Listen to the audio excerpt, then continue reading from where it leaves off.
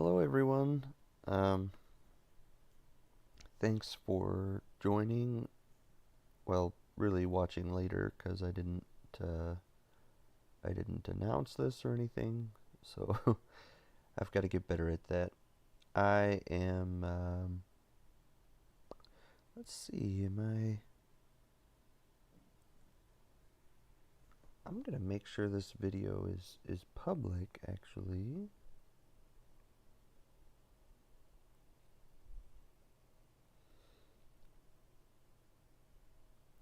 because it looks like it's not, and I would like it to be. Let's see.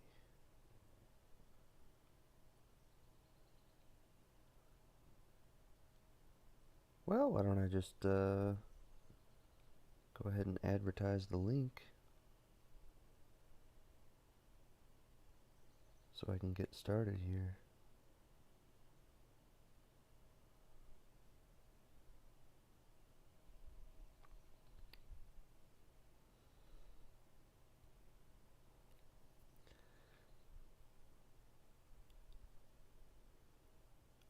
It looks like I can't change the. I can. I can manage videos. But it looks like I can't manage this one while it's going on. Um, Trying to do all this on my phone app, but there's a maybe I can do it through. So I use OBS, and it's going to create that wonderful Russian nesting doll of a thing there. Let me check on the stream settings.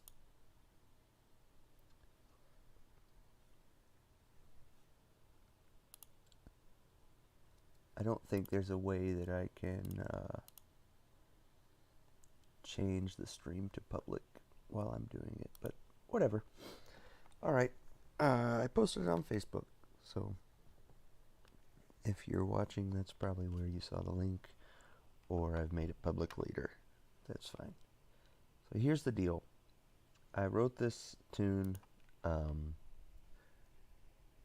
for a small horn combo with piano, one trumpet, one trombone, alto, tenor, bari sax, and then a drum set, and bass. Sorry, upright bass, I should clarify.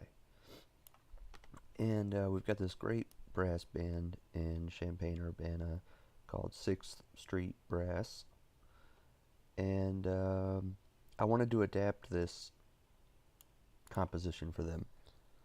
I had done the composition for a class. It was a kind of capstone project for the course to arrange for that band and try some concepts. And I can sort of talk through that too. I didn't do a video on writing the tune because I did it in little chunks over a long time, and so it would have been this disjunct thing. I guess I could make a playlist if I did little chunks of videos like that. That might be cool. Anyway, so I wanted to adapt that for this brass band. That sounds really great. There are a bunch of considerations. Uh, One is that the energy level is totally different. The setting is totally different. The brass band is a high energy, live, um, almost interactive performance. It requires, it works best when there's a lot of stuff going on really quickly. Things don't last too long, so your attention doesn't wander or fade. You know, I wanted to keep, you want brass band to keep your attention and be changing a lot. So, because that's another way to keep your attention. So I don't want to spend too much time uh, you wouldn't want to spend too much time on like the development of a section, for instance. You want to just get right to the point. So, for instance, in like a fugue, you would have one melody line like fully laid out, and then add the next one, and then add another one, and then another. You know, in a brass band situation, you might do the first one just to grab some attention and say, hey, here's the melody, and then just add all three of the other voices the next time, because it's not going to be too energetic to have each one of them layer in independently. It starts to get, it is repetitive, you know. So for a seated concert audience, yes. For a sort of loose, maybe festival or outdoor audience, no. That doesn't work as well. So here's what I've got. I've got a little intro here. I haven't done much work on this yet. I just literally went to the other arrangement, copied the stuff over. I've done a little bit of work, and I can talk about what that has been. But now I'm going to do most of the work, kind of rearranging and orchestrating this so that it fits the instrumentation, but mainly the style and the energy level. So this brass band is adding, they're going to do something different. They're going to add a guitar and a keyboard. And the sound I particularly, think is interesting is like an organ sound, like a B3 or like a rock organ sound. So I've picked that, and since it's a keyboard, the keyboardist can dial up an organ sound that they like and it fits the group really well, and have that ready to go. So I chose that.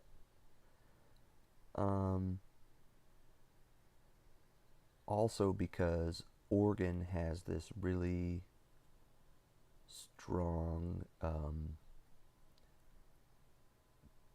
bass half of the keys, where piano not as much. I don't know. It's kind of hard to describe, but if you're interested in this and watching, I'm sure you know the difference.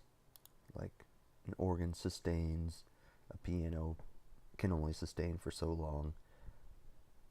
So let's go through here. So first of all, I named the tune Chill. I don't know. That's not what I originally called it. But I thought that's a cool, easy name for people, for an audience, and also in a set of music, it probably would be the lowest energy tune.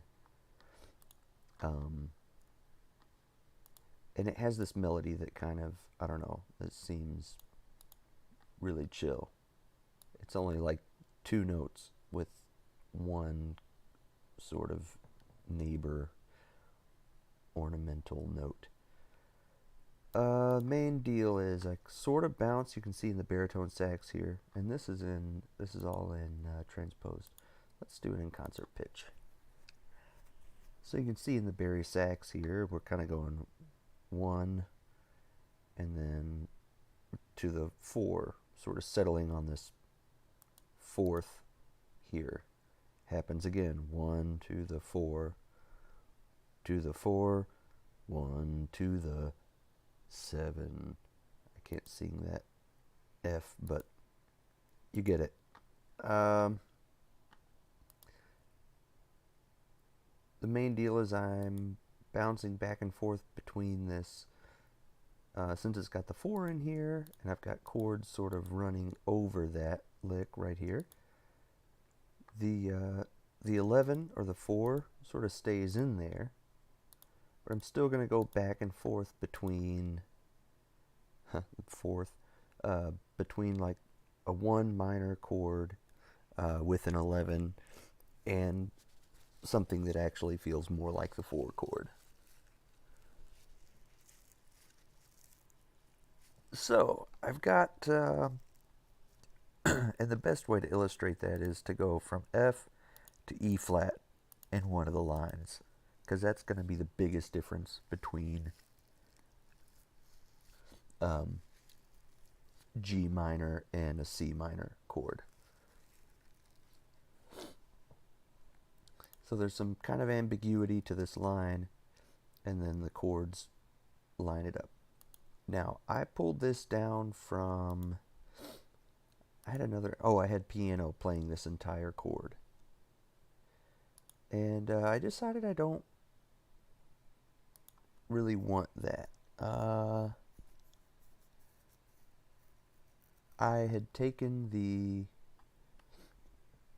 took the notes off the piano and brought them down here to the trombones, but now I'm looking at it. This is pretty low to be harmonizing things out, and for it to sound like some kind of upper structure.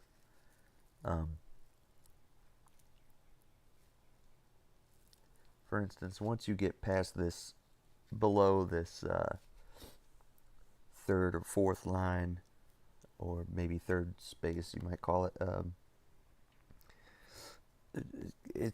it's kind of gray area, like that's going to feel more like a root or a fifth than some extension. So the first thing I need to do is swap these out. And I could do that pretty easily by copying this, going up here, and copying this down here. I better put that dynamic marking on there. And then taking this top trombone up an octave.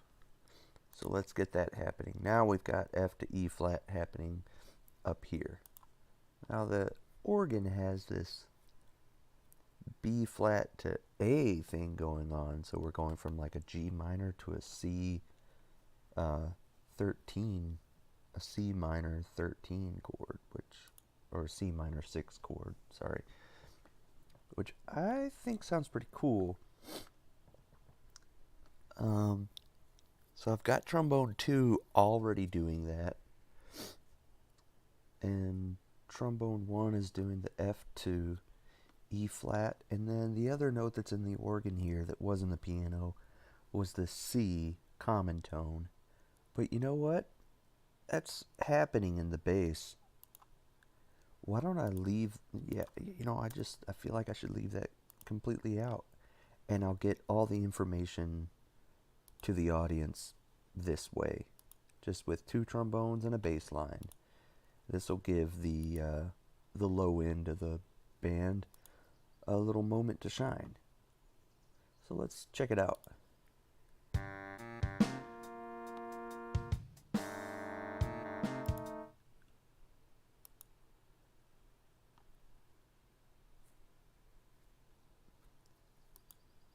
That feels a little weird because there's this tritone between A and E flat. Let's check it out again. I'm going to turn the volume up a little on my end.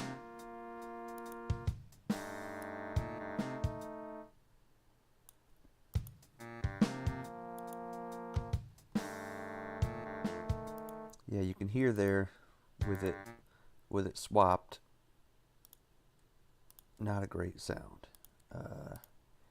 It really is more clashy. I didn't expect it to be this clashy.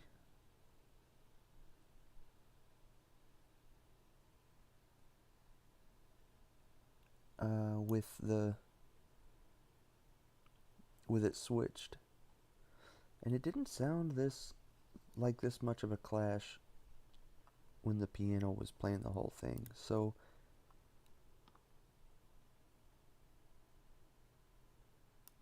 let's just, I just want to make sure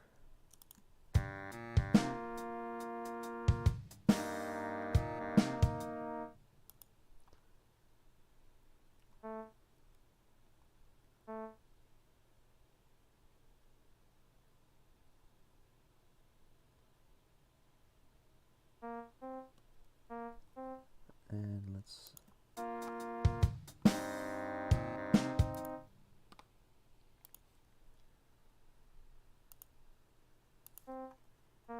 see if we put a little suspension on it.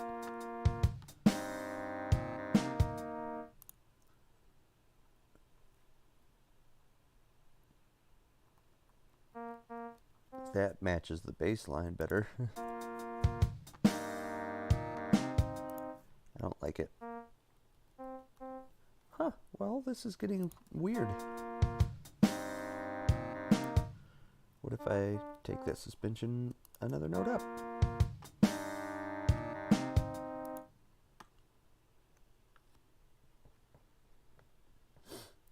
Okay, I've sort of lost my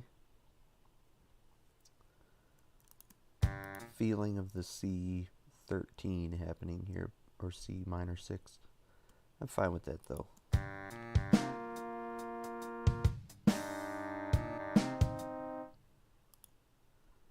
I'm not the biggest fan of that. Let's try this sound.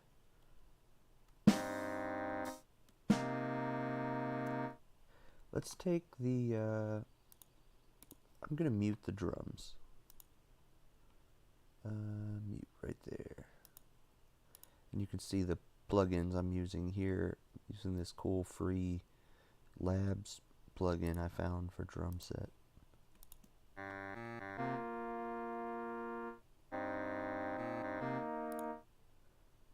I don't especially dig that.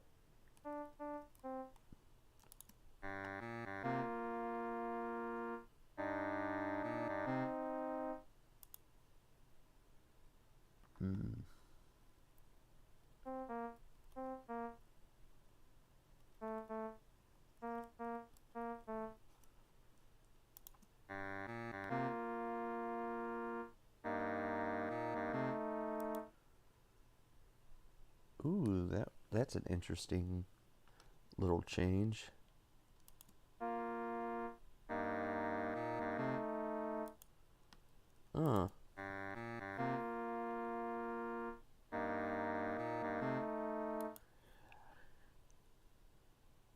Okay. I'm gonna try to move forward with that change and see how I feel about it. See how it fits. I only need the bottom one. I want to see how that fits with the melody going forward. So all I have to do is select it. Well, I better select this whole thing and copy it over because, yeah, I've changed the octave there. So I need that to keep happening. And I'll just keep this little loop going.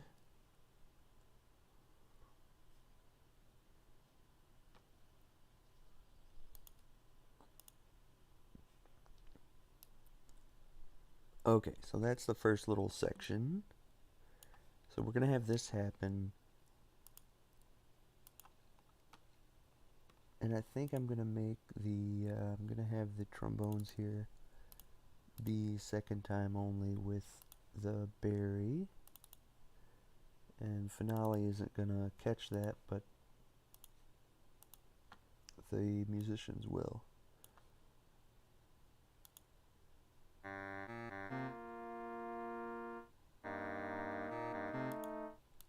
Okay, cool.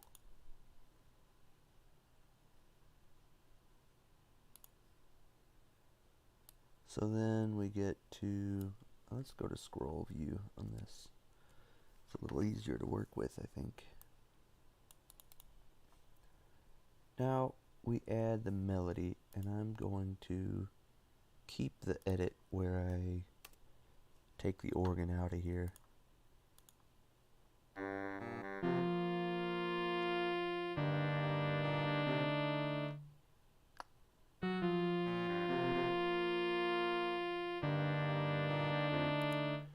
I think my electric guitar sound might be wrong. Let's go to it. It is on the KS. Um,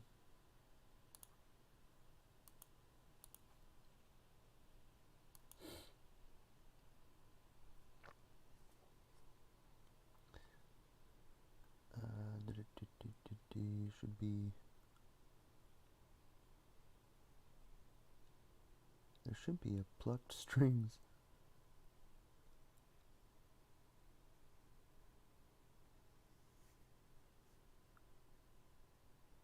Ensemble. Oh, that's like,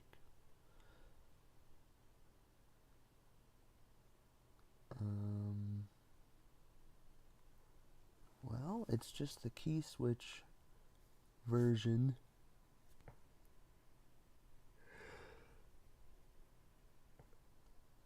And I guess I would have to tell it to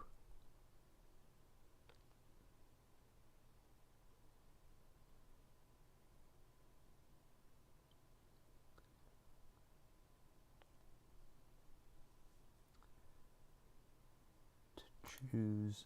I'll have to use a key switch to tell it which guitar to play.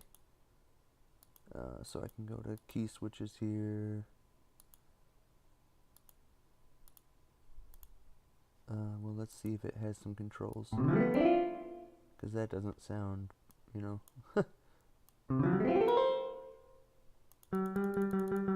That's intonation. That's a volume, variance. Let's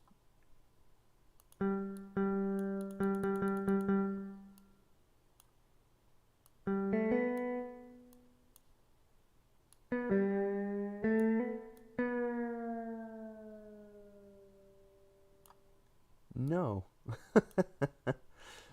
And then this is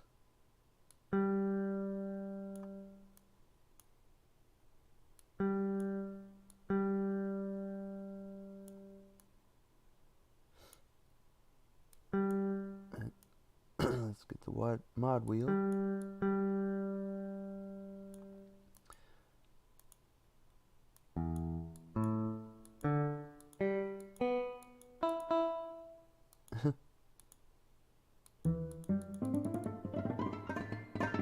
And then the harmonics, like, don't really need it. So I don't know how to get to a place. Yeah, it's just going through the jazz stuff now. I do have another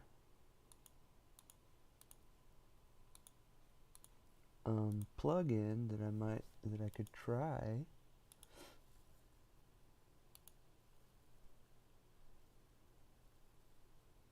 Let's see what the difference is if I go to this multi. See what happens.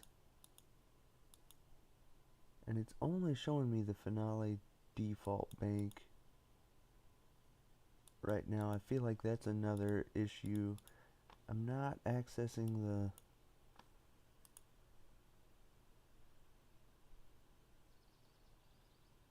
the full thing here.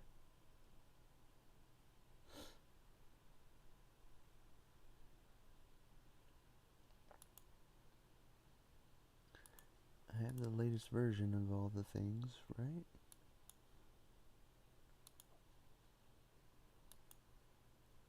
Yeah, I have the latest version.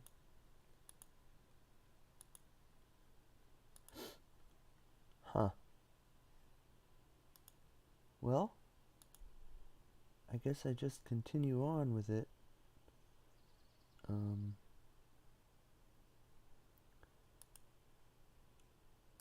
I know with the key switch. Oh yeah, I was on the wrong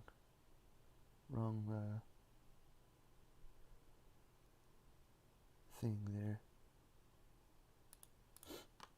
I'll try and leave that empty. I'll get the key switch to. Well, I've got a lot of stuff to add to it though.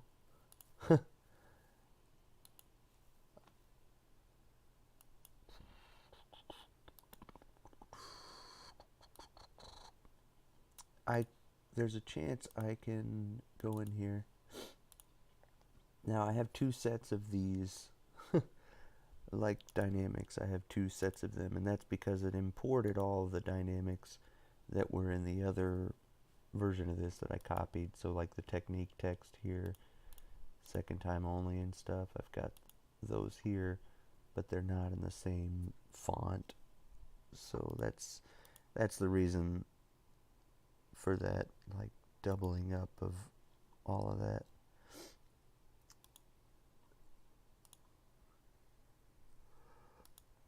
Let's go to this. There should be a technique text. So there's all these like mute, straight mute, but this is also a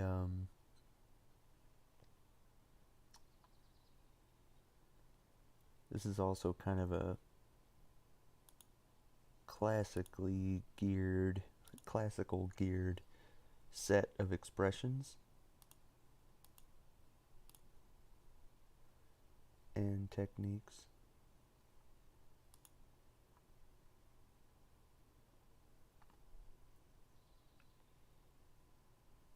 So I wonder if I can import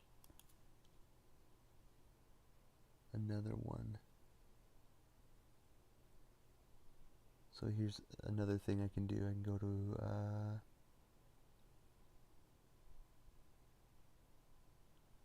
let's see. I know there's a way I can do this. What is it? I think it's the document options.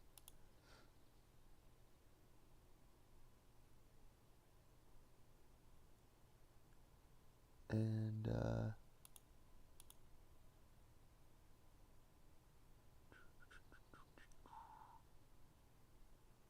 nope, it's not that, but I think it would have been this, like load library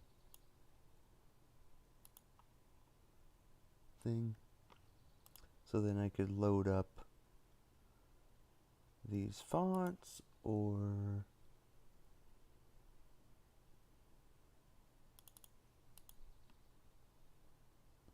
we've got all this stuff like staff styles and everything.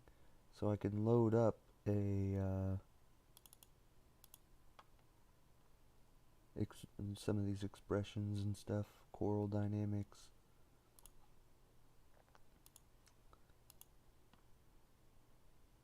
Petrucci font.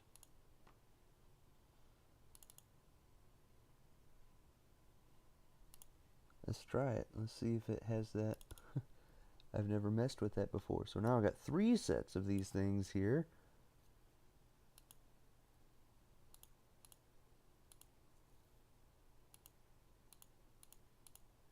Yeah, that didn't really add a whole lot for me. So I can actually edit these categories and get rid of a lot of these extra ones. And I think, oh yeah, that's also an extra one. So I have the fill, yeah, second time, some dynamics I don't really need because I've got them up here.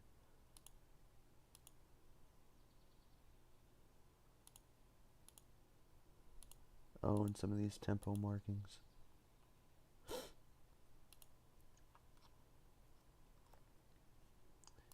Including that, I guess. Okay, well, I will, just to not waste any more time, I'm gonna go here, and then I'm gonna select these muted. I think yeah, there we go. Who knows what it thinks the difference is between overdrive and distortion guitar, but I'm gonna find out.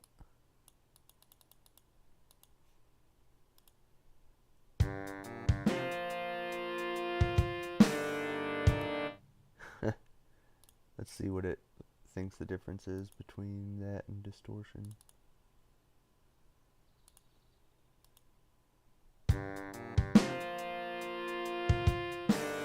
I really don't think it is making any difference. Let's solo that.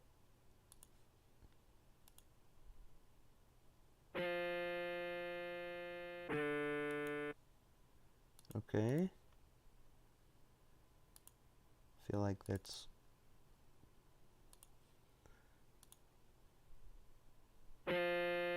same exact sounds. Okay, that's fine. Oh, great. Cool. Well, let's unsolo that and get the melody happening here. So the melody is this sort of play on, I'm in G minor, but I've got this, one thing that's cool is, so try to follow my kind of train here. In a major key, you've got the fourth note, which is kind of a suspension from the major third. And so you can always go like 3, 4, 3, and that's really common because the 4 is really definitely not the major third, and it's dissonant because it's a half step away. So it has gravity back to the major third. Well, in minor, the 4 doesn't have as much gravity because it's a whole step away. And you can see here I've already got the 4 in there. So in minor, I like to do this thing, and a lot of other players do it too, where I use the major third as kind of a suspension above the minor third. It fits the same way. It's not in the key. It's definitely not the minor third. It's a half step above, and it has definite gravity. This time, either back to the minor third or up to the fourth note. So then I thought, well, what if I treated every chord tone like this? If you do it on the root, that's pretty deliberate. Treat the half step up as a suspension.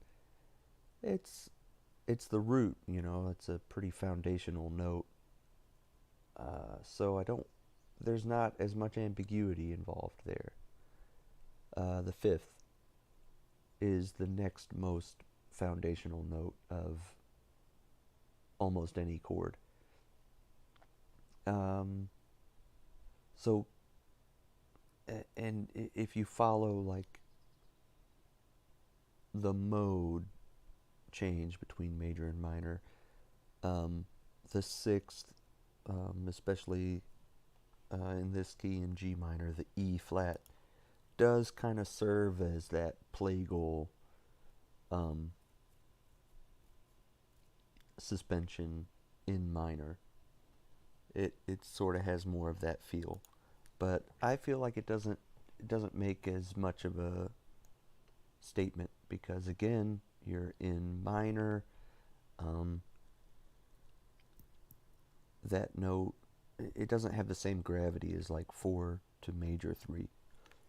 So then I thought, how about the seventh? In a minor key, you've got this minor seventh, and then here you can have this suspension that's a half step above.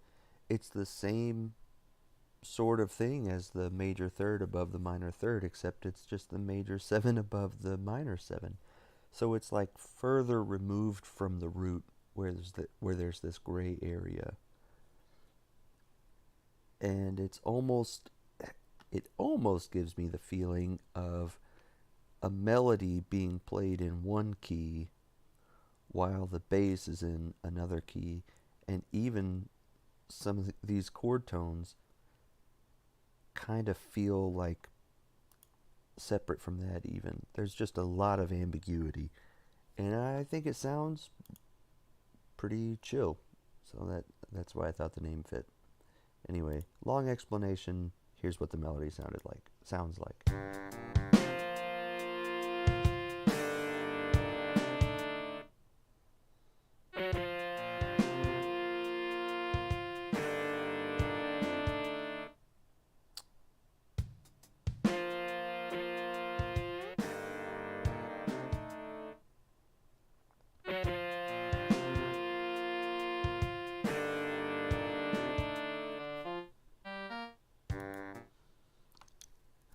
Okay, so now there could be a trumpet solo over all of this same stuff, and you can see I've got the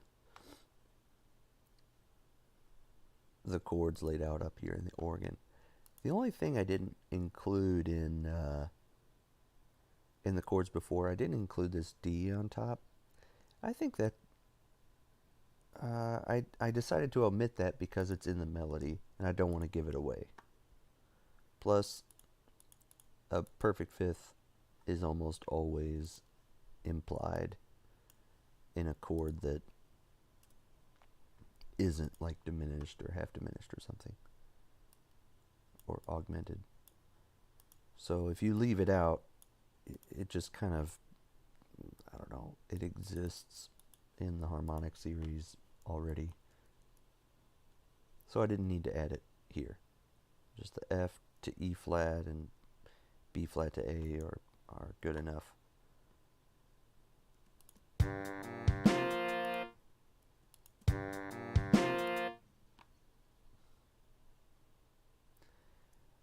Let's talk about baritone and sousaphone here. I didn't put the same line in the sousaphone that's in the bari sax because, as you can probably hear, the bari sax has a lot more treble in the tone, and it'll cut through a lot more because of that. So bari sax almost sounds an octave higher than it is. And you can sort of think of it that way when you're writing sousaphone. It could possibly play the same line. I think it has more bass in the tone, so it's really easy for it to get muddy if it has a lot of changing notes.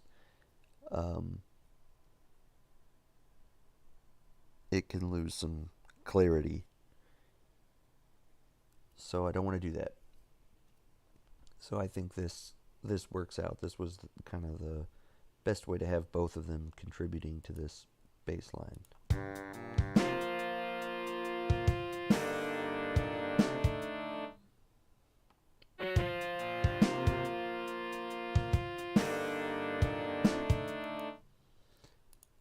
I could have the sousaphone just going boom, boom, boom, boom, boom, boom, boom, boom.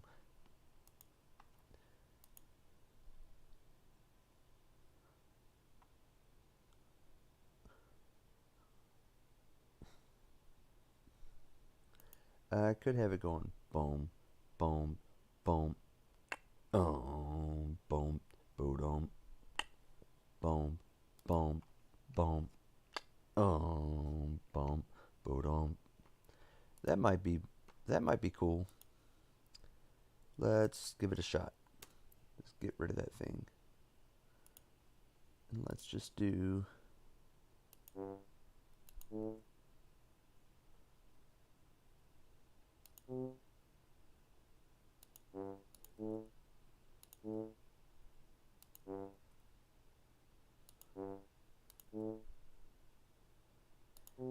I think I'd like it to play a G the whole time. Just gonna see how it sounds like this.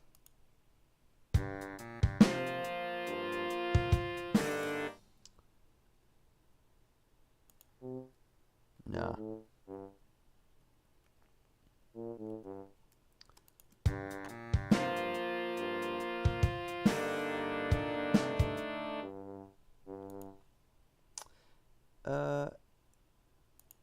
You know what?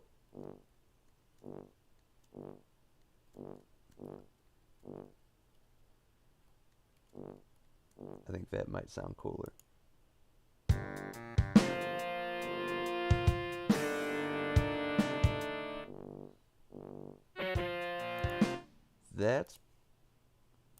That's pretty cool.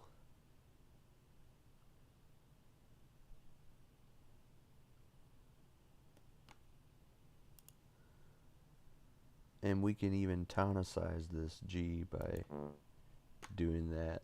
Let's check that out.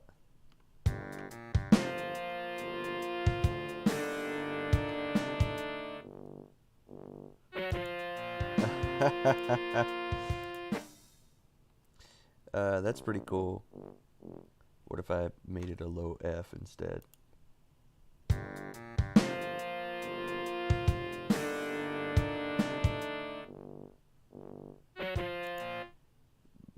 Man, I kind of dig that. I dig that a lot.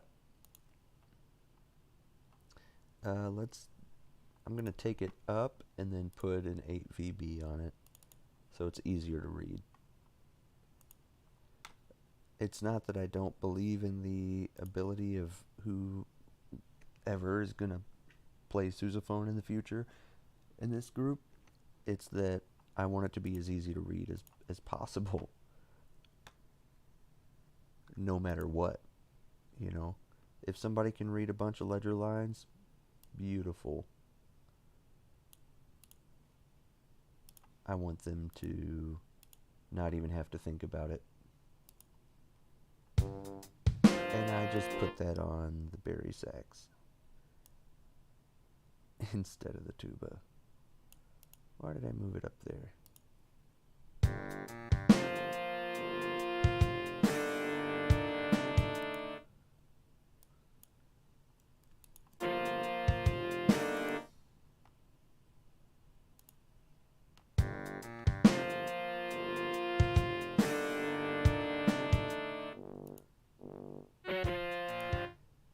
I don't know that I need it to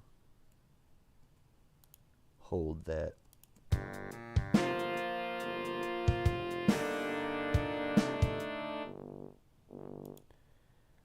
Maybe I want to introduce that earlier.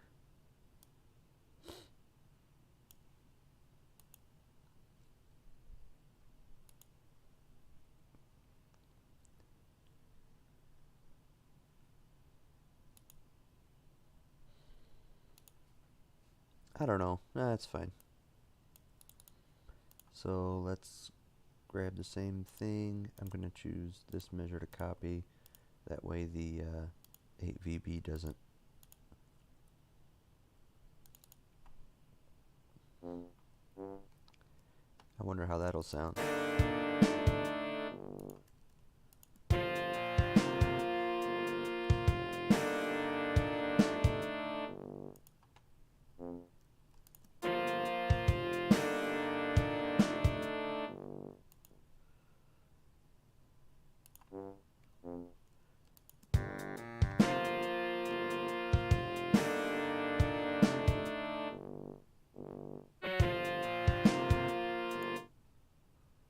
Oh, what if it kept going back and forth between the boom, boom, boom, bo-dum, boom, boom, boom.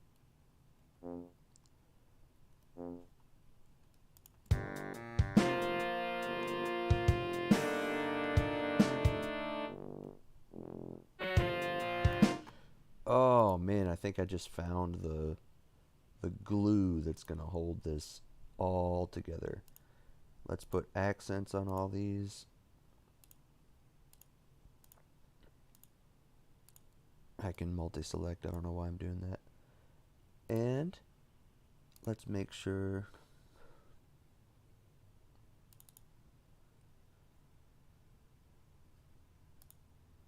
Well, Nah, let's let our sousaphone player re-articulate that. I think that's the best way to go about it. And then dynamics, let's go ahead with mezzo forte.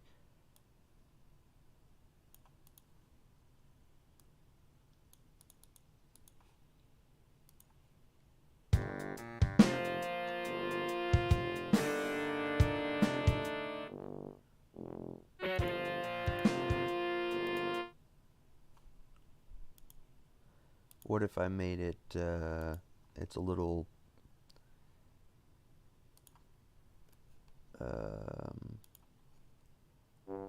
predictable, but I could do that.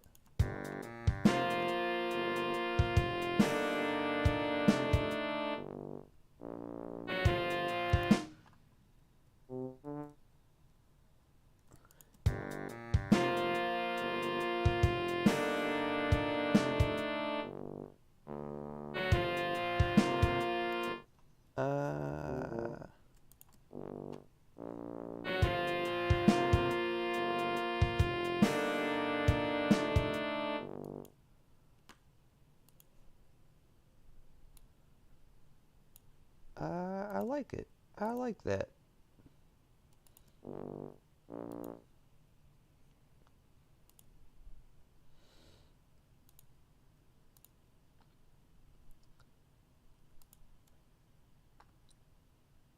Yeah, I think that really sets this apart.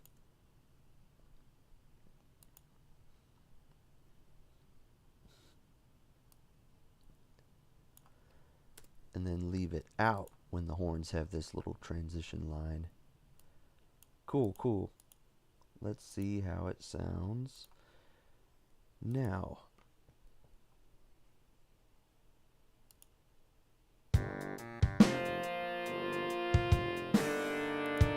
think my guitar might be too low here.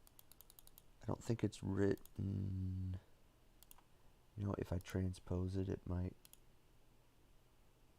No. Because guitar is written an octave. I think above where it sounds. But I think Finale is putting it in concert pitch no matter what.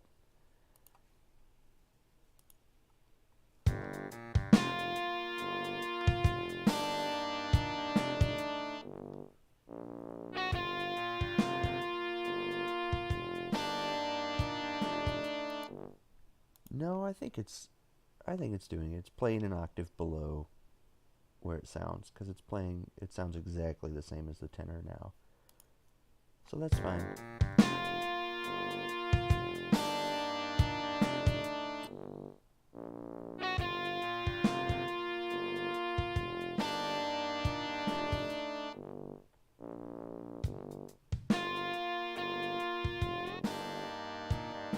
That's not the articulation I wanted for that note.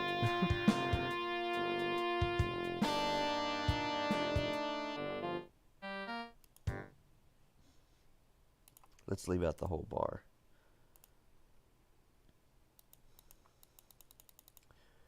Okay, I just want to nail this part down because when I'm working on it in the future, I'm going to be basically copy and pasting from this original arrangement of the melody. So I want to make sure I'm setting a good foundation for the melody here. I'm not sold on this trombone line still.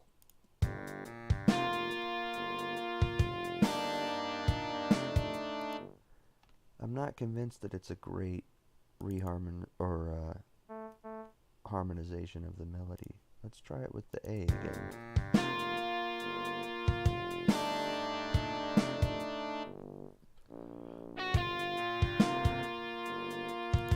Yeah, you know, the A really goes with the melody. I think that's why I had that specifically picked. So it's almost like in minor, the trombones are sort of going from the 1 chord to the 2 chord against still the same root, you know?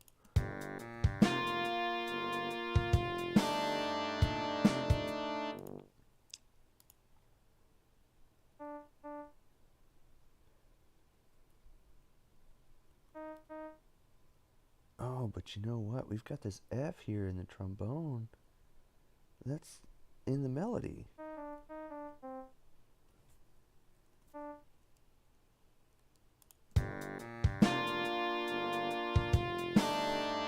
That sounds too... Let's go back to where it's just the trombones. I think I just want to scrap this and start with a fresh idea on these chords underlying here. So what did I have? I had I don't need the F because that's in the melody. I don't want the F there.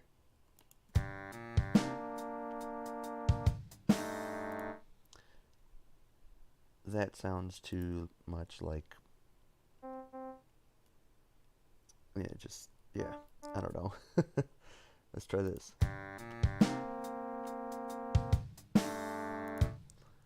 What if I leave this alone?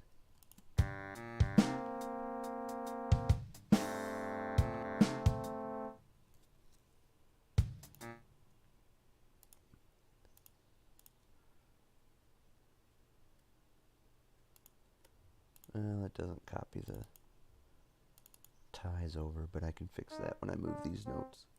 I'm just doing this so the second time only thing doesn't come along with it. In fact, I'd like to just move these over here. They don't need to be right above the note. There we go.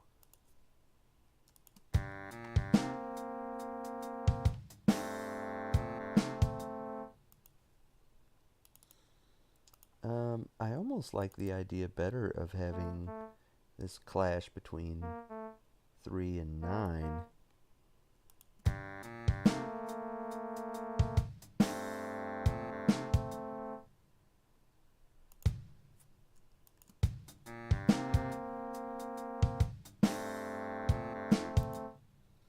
I dig it. I dig that because it's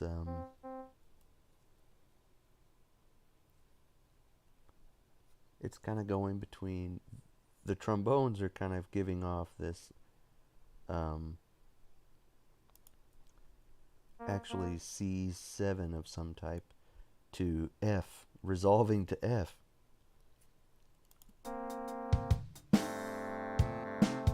But the bass line is like, no, bro, we're in G. What are you guys doing? I kind of dig that juxtaposition. I don't want to say it's like a clash because it really doesn't sound clashy at all. Now let's steal that, pull it over here, and again. Ooh, I may have made a mistake just then. Nope, I only got the... Okay, good. I thought I had grabbed this blank bar as well, and that would have deleted the lick at the end of this. So let's try it with the melody involved.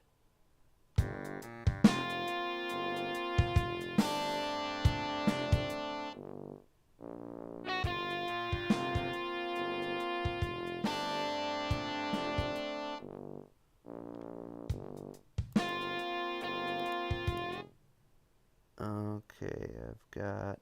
This didn't copy over from before.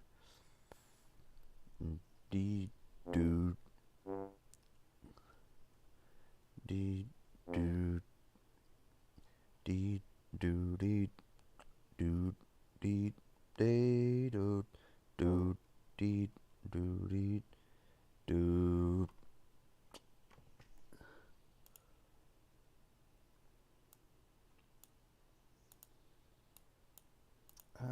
I just sang this as a half note, so I'm going to try changing it to a half note, because I wouldn't have sang it that way if I didn't have it in my head.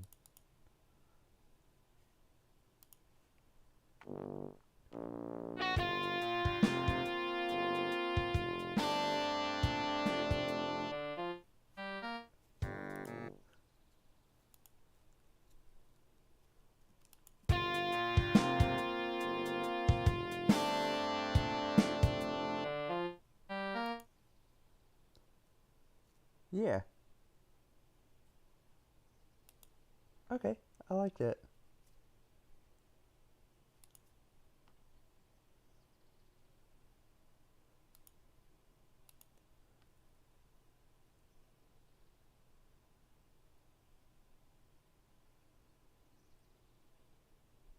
So I'm gonna keep that like it is. Should I bring organ in on this bass line? Let's find out.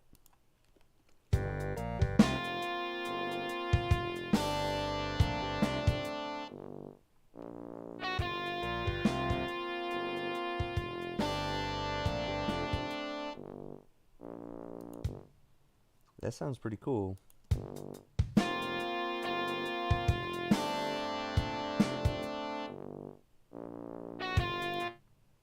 I do need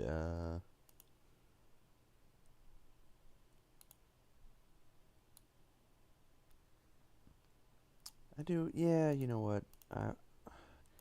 I had the idea in my head to make these first two beats completely empty and have the drums do a fill there, like that, but I don't think that's necessary. I'm gonna use that device later for impact. If I use it now, it'll lose some of its effectiveness for later. I don't want that.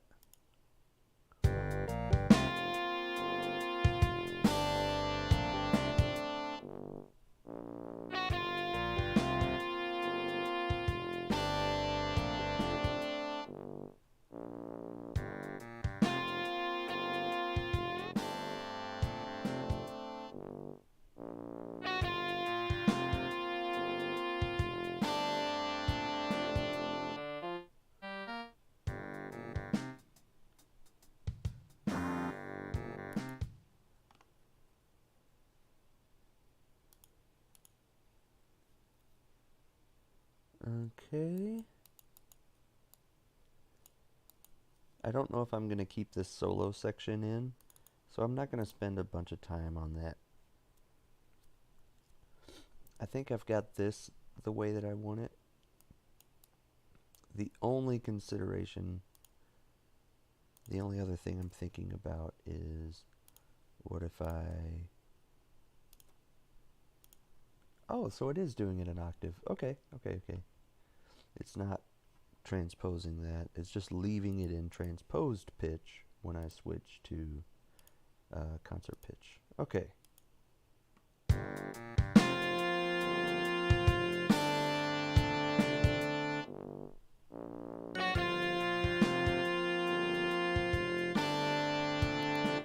And I think most keyboards have a mod wheel, where they'll be able to do this articulation.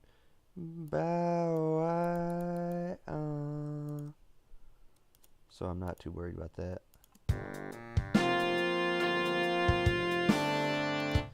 Most, an actual organ would not be able to do that, to bend a pitch.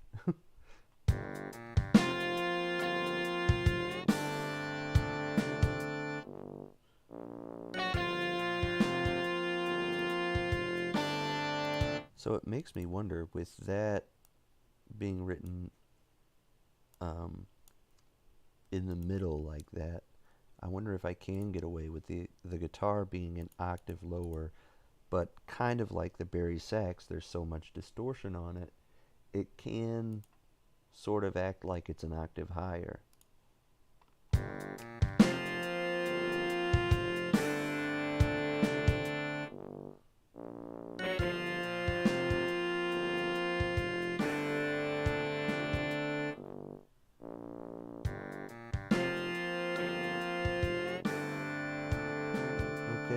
Okay.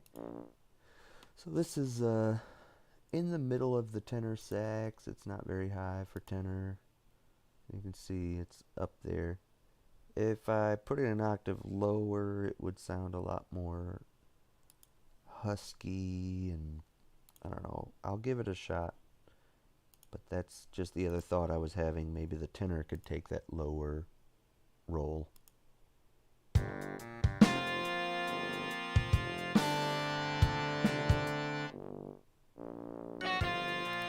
No, I don't like that at all. So,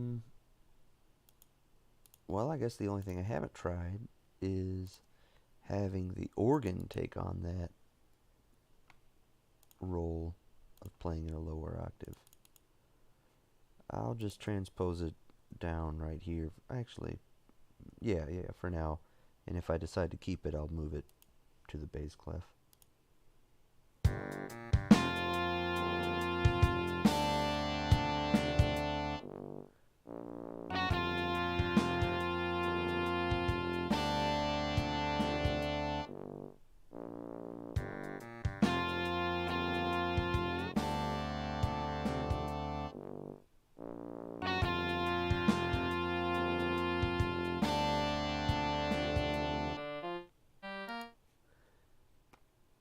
I think that sounds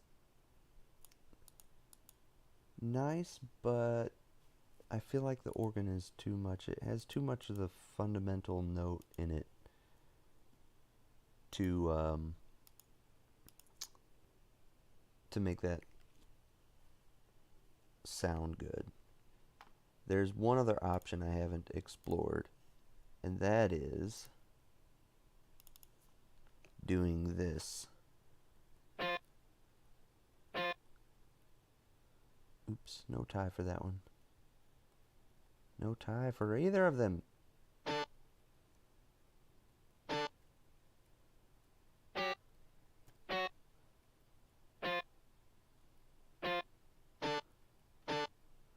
How about that? Having the guitar player play it in octaves. Play it in octaves.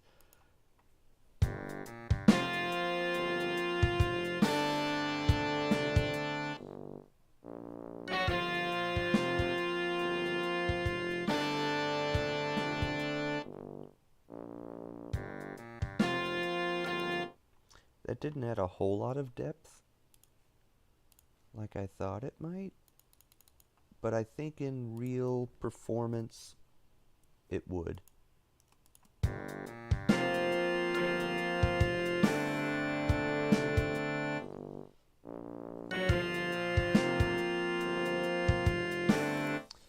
Yeah, in real life performance, I think that'll make a much bigger difference than it is right now.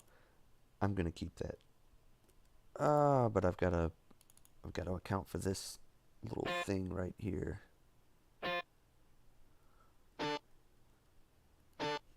And then the rest of it's the same, I think.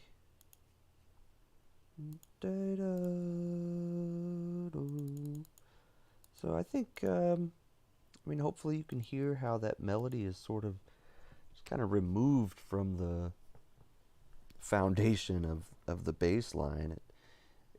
It seems like it's in a consonant key, but still in a different key.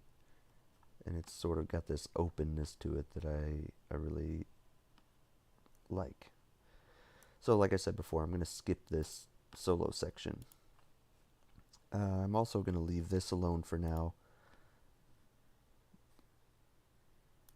Let's go over to where it picks back up.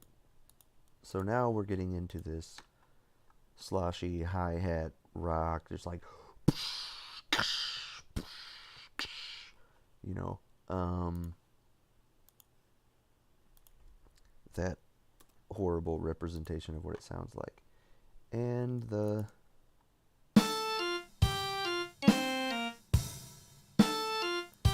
oh man, it's doing it. That's great. Oh, wrong tool selected. Sorry. I'm trying to select this note and take it up to. Man, this drum plugin sounds great. Let's switch to the first layer.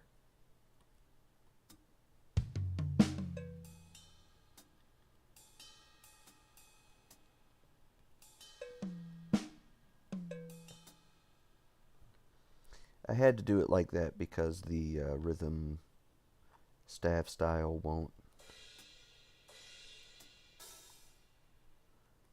won't recognize it unless I put it in the first layer. So I had to do that little kind of trick.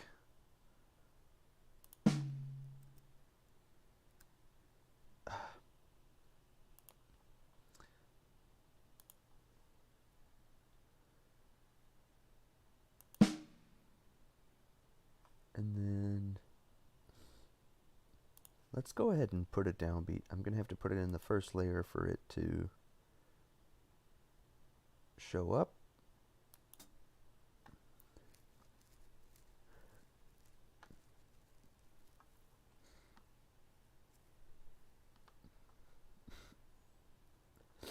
And that can have an accent on it, because an open accent.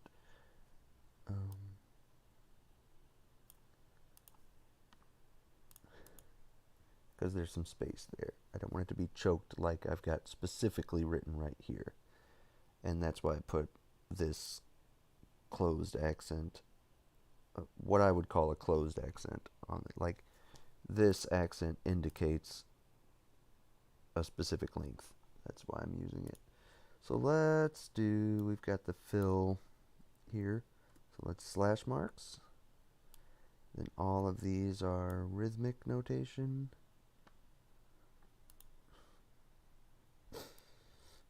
And then I'm not trying to copy that. Move this all back to rhythmic notation. And we've got our open-ended thing.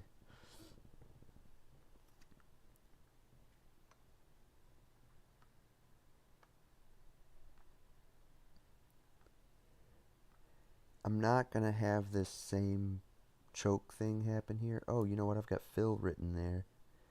So I need to make that slashes and not rhythm.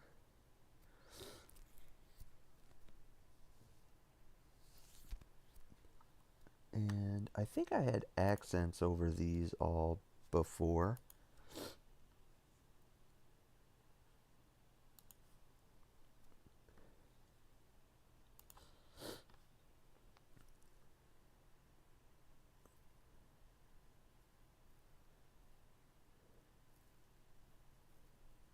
I could,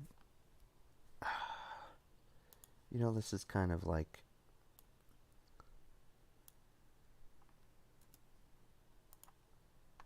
I could have it written like, I could leave it written like that.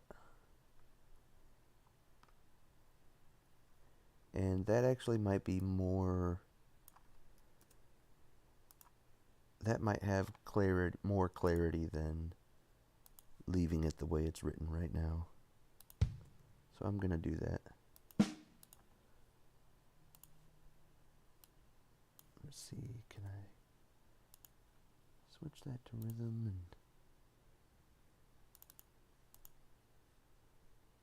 and make this half rest appear where it belongs?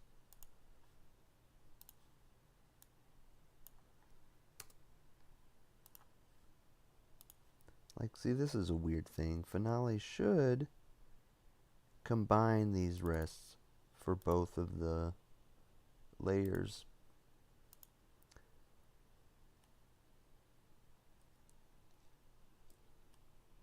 So it should put them both right there, but it doesn't. And then the question is, if I hit rhythm, will it leave it? Okay, good. Yay. Rhythm cues where it belongs.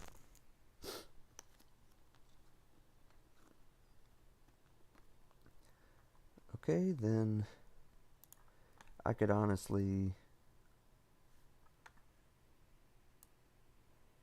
after this put slashes. I've already given the drummer all this information. We don't need to keep going with it.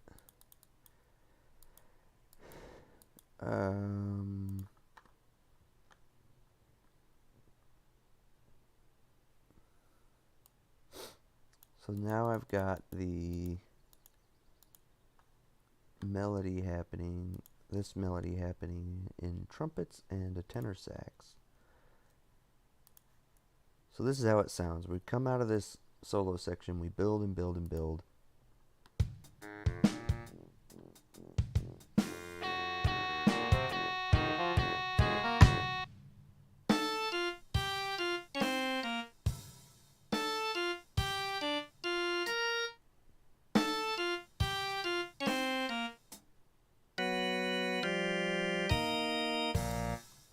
And I'm just letting, well, am I? Okay, I probably need to write these chords out.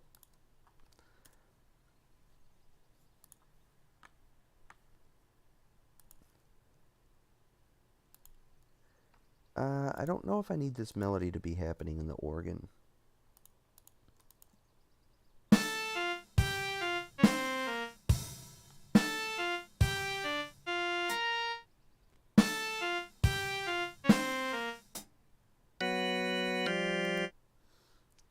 Yeah. Let's mess with this. How it actually looks here. Honestly, what I'm gonna do is just do thirds and sevenths. I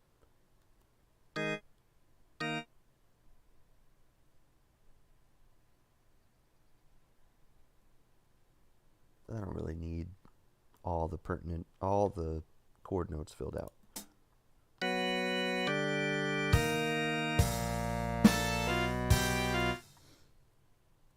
I could move this down to kind of match the motion from before.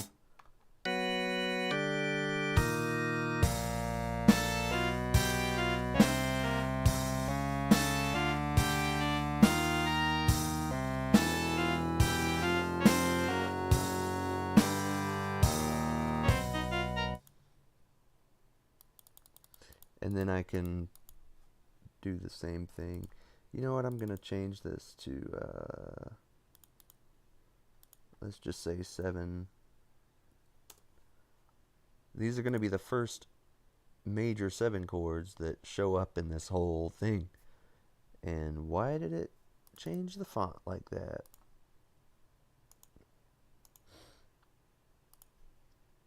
Suffix, choose it. Ugh. It imported all of the normal fonts. I don't think I need that much though. Woo!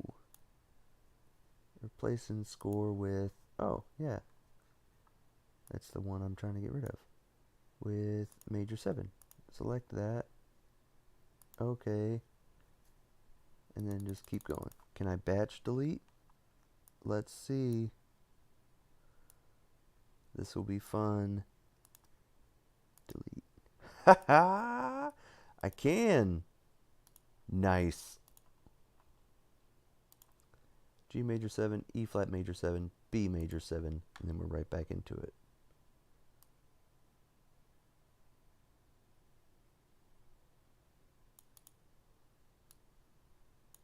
Now, one thing I kind of want to find out is, what if I made this B7?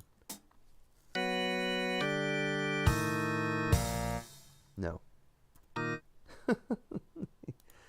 If I made that B7, no.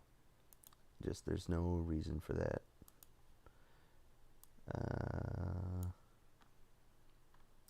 Let's copy this over here. Now the deal is that over here, B major 7 would not work.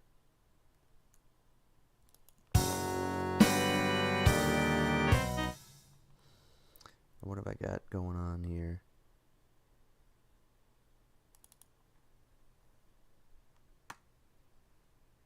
F sharp. Oh, that's too low to be playing. Oh, I forgot I left the 8 VB on the tuba from earlier.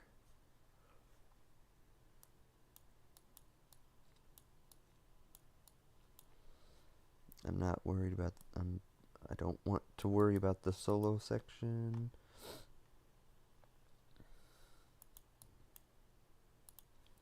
This can be in the octave it was, like it is already. Where's that technique? Yeah.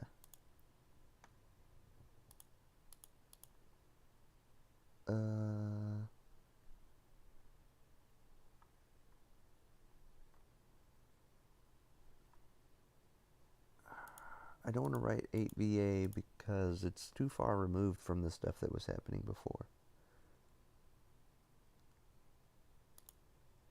But what if I put that all the way back here?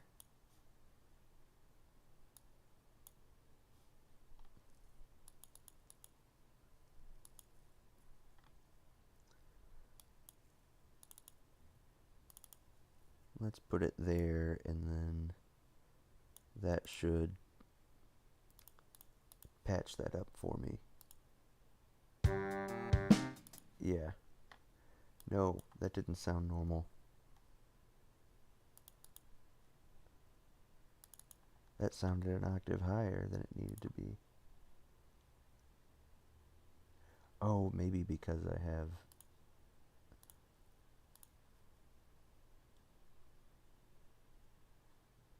Do I have these playing a note or something? No, and chord playback is off. So that's still on 8VB. I need to cancel that 8VB. But that took it an octave up.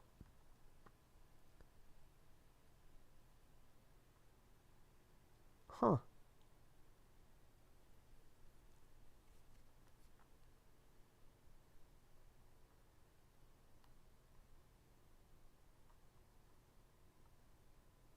Huh.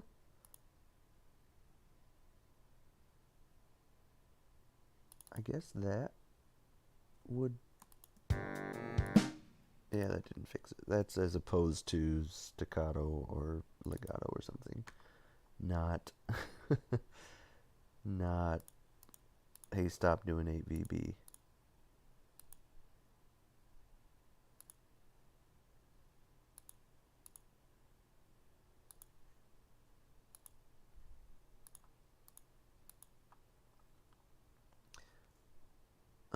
Oh, that's true. I forgot about that.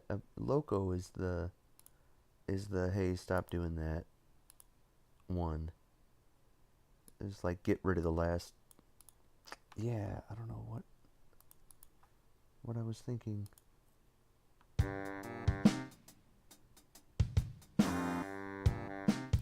That time somebody, oh yeah, they've got that rhythmic cue, so they just have to have a note there.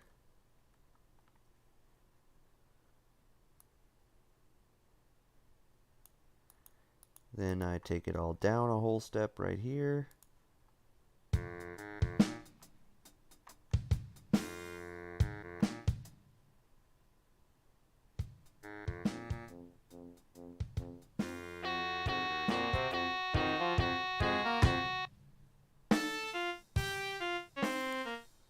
Now,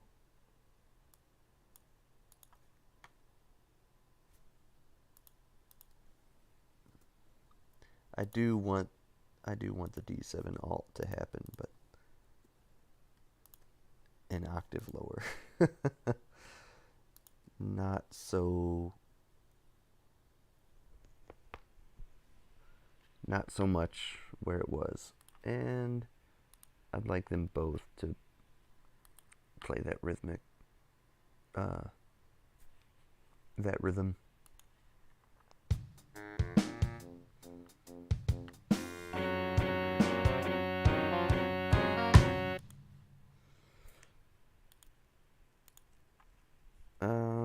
Maybe I don't want them both to play that rhythm.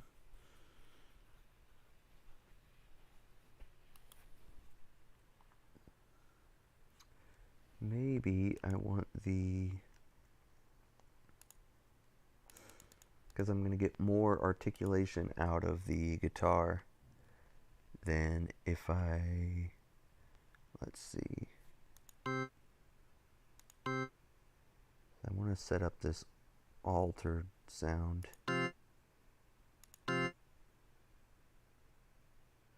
This should be an A flat, right? No. No. Where's concert pitch here? B flat C. Yeah, so there should be a B flat. No tie on that. B flat C. There's flat 9 and sharp 9.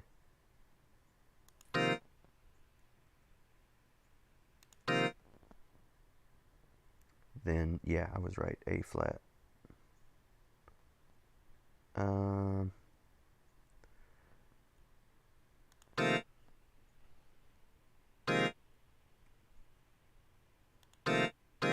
Well, that's too many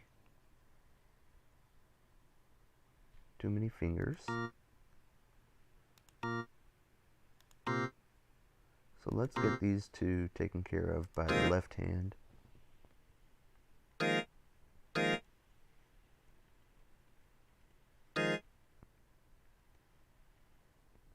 That works beautifully. Now we've got a nice little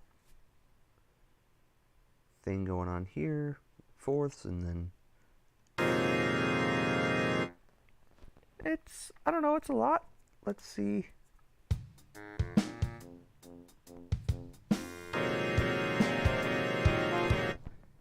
That's too much.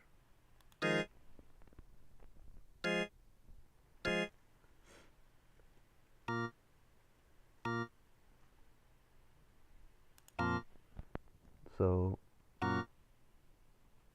let's treat it up with a major third down here in the left hand.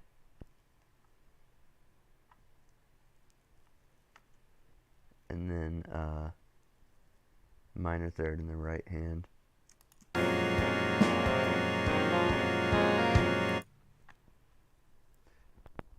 And then I know a regular organ can't do this, but oh yeah, they can. Yeah, they can.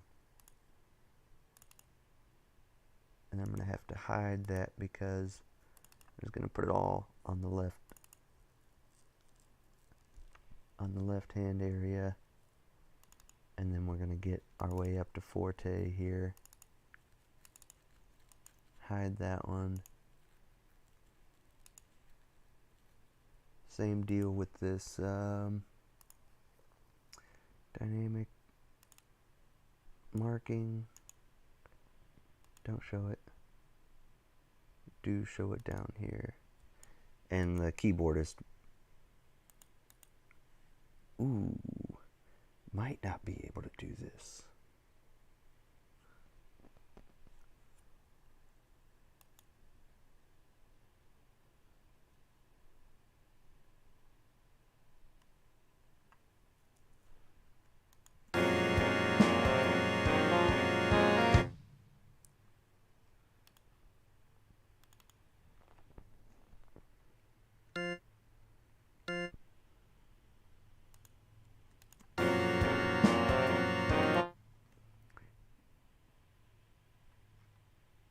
We got an F.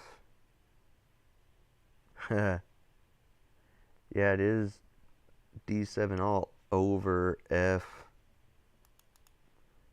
Maybe if I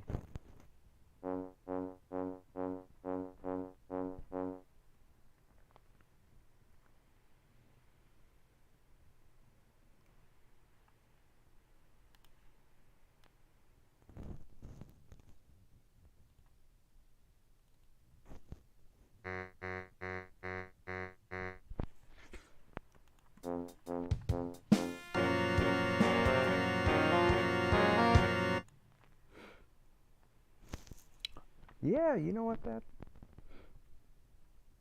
works out. I am going to remove the over G on this part though. Just make it alt.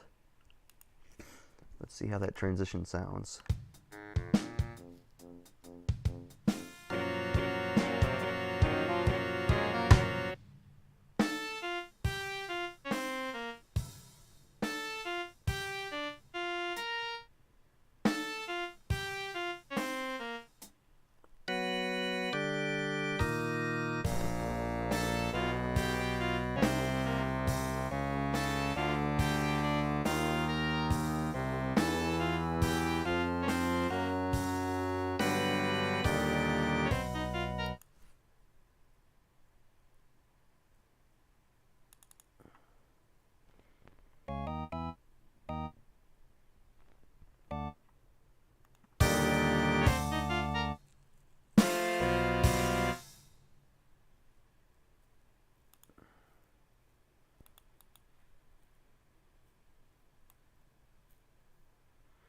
I don't know if I want to keep that happening outside of that exposed.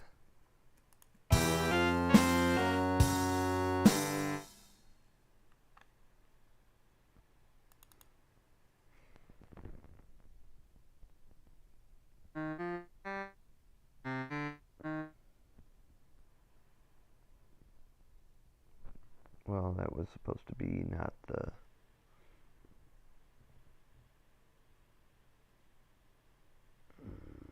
Oh, I've got this transposed again.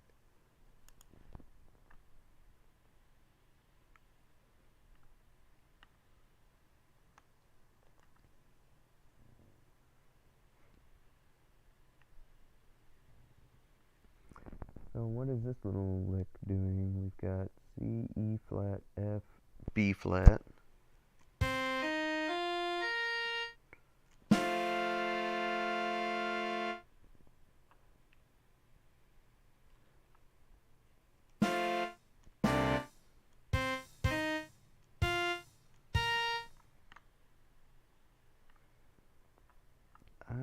I don't know if that works.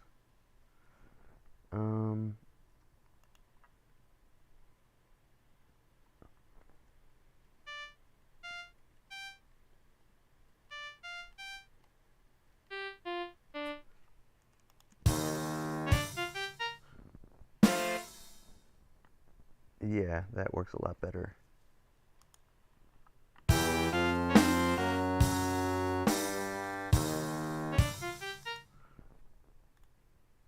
Let's take this an octave down.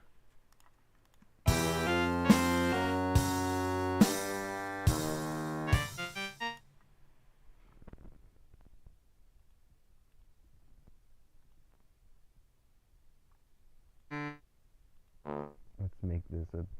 Yeah. This is gonna sound...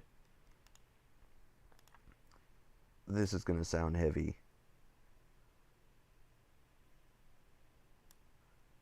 Right here.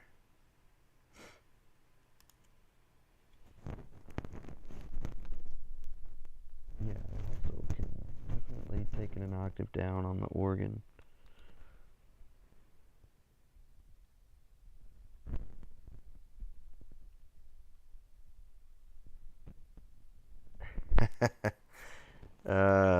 This is gonna be just like rude, and I love it. Let's start from here. I'll zoom out so we can see all the parts, even though if you're on a mobile device, I understand that might be hard to see. Small.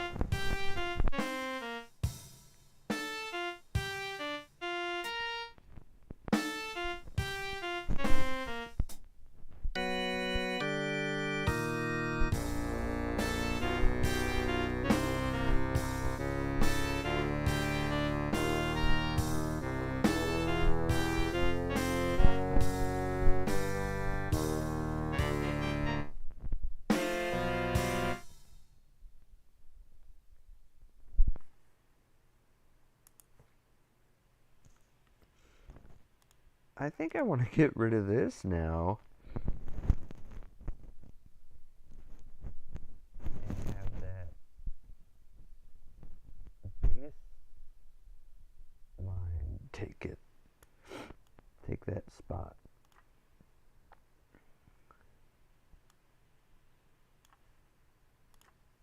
Sorry, I'm feeling pretty crappy today. The weather just like poured raining last night, and now it's getting up to 80 or something today. Yep, 81.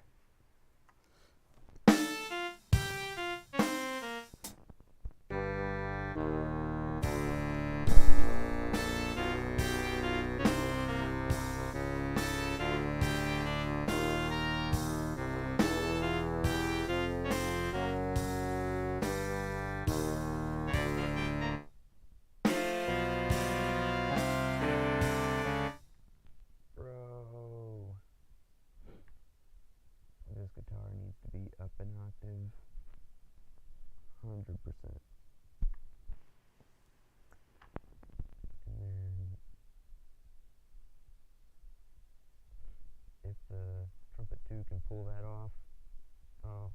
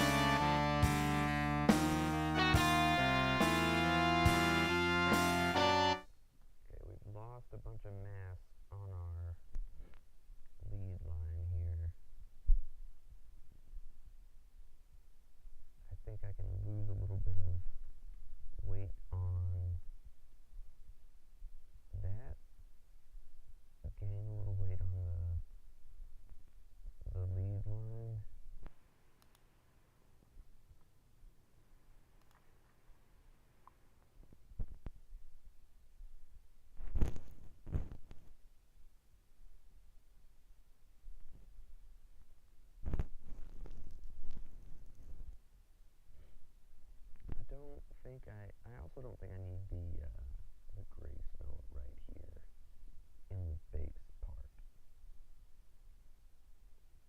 So I'm gonna scrap that.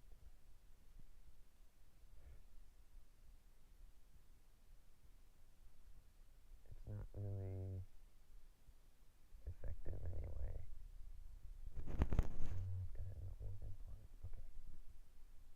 There we go. Scrap that.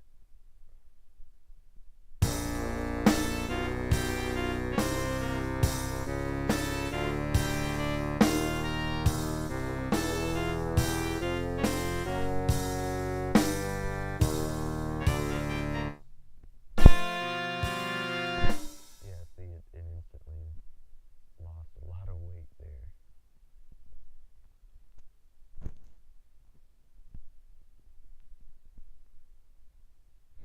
I mean, probably because I don't have this in the tuba anymore, in the sousaphone.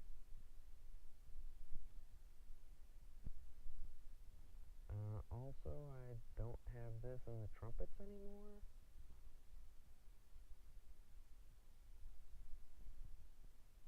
So that's...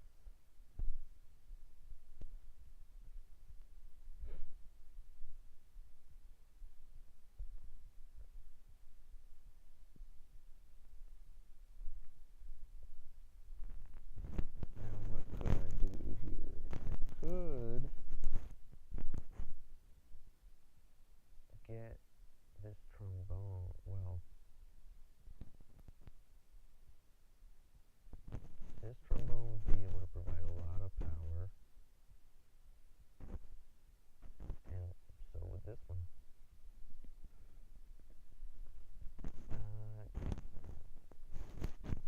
A up there, not really too bad. Probably the only one I Want to put in the tune.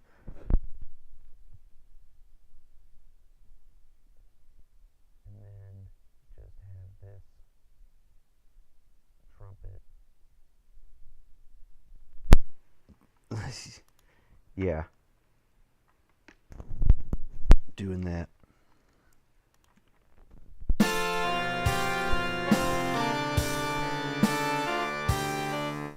Something's wrong.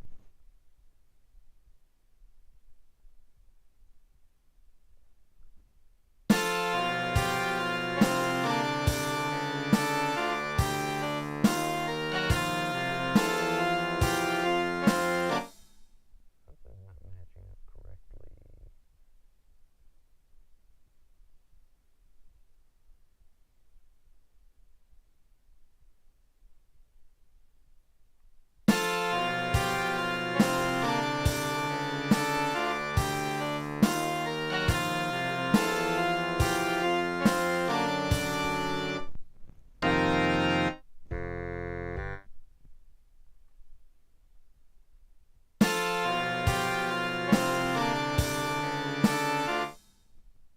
Okay.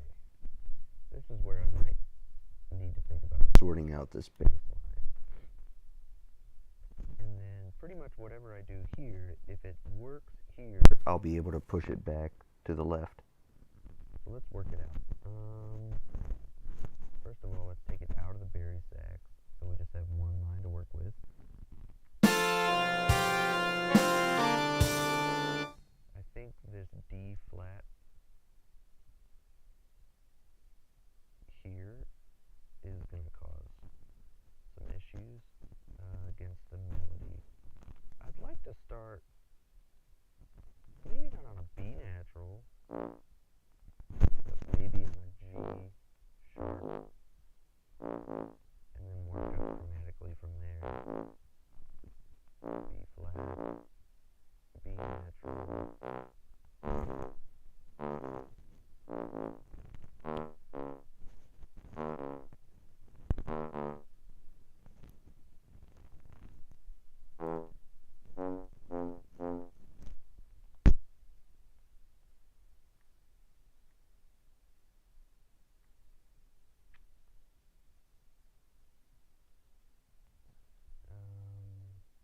G, E flat.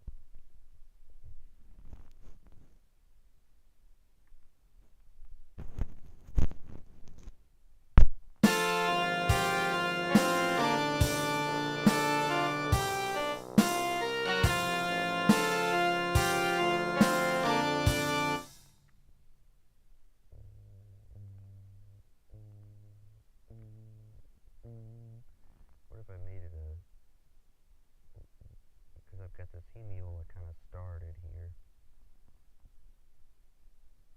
and it doesn't continue. I need to continue.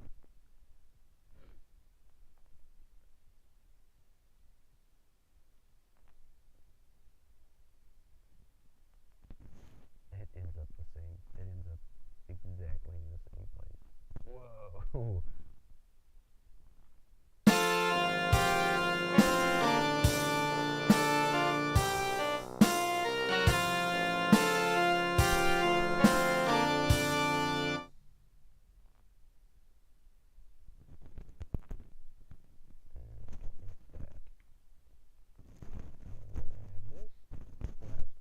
Like the rest of it.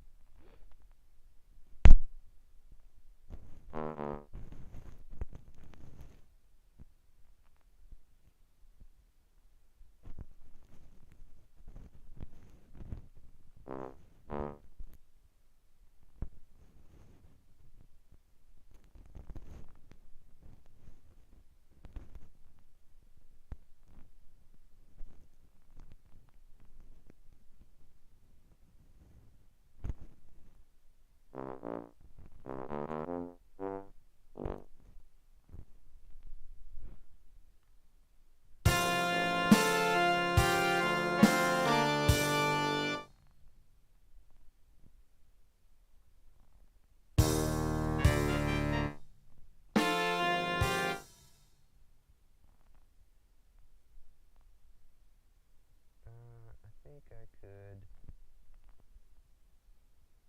very well get away with having the bass line change to accommodate this little break.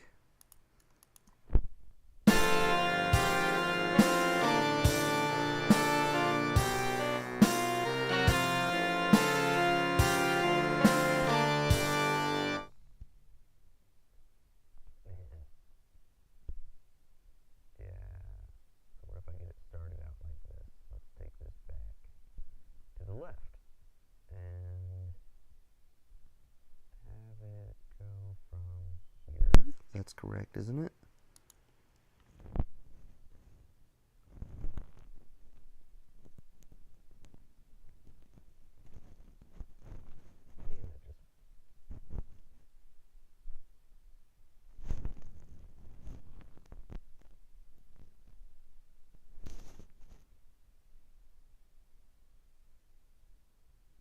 You have that note. Don't even play. Barry Sachs has that note. Don't you try and play that with me.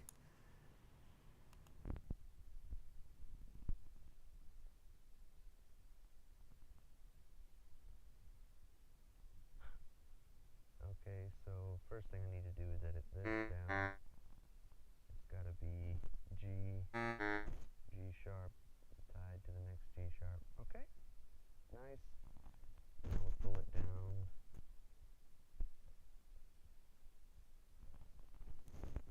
And pull it down.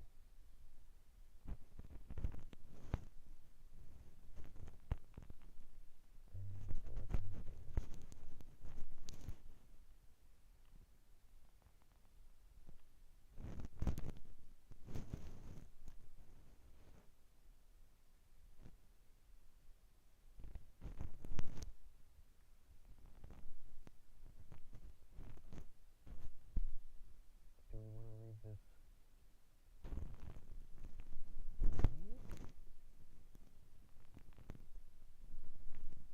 That's too far to the right. That should be good. Yeah. Nice. And then of course I want to transfer this over to the organ.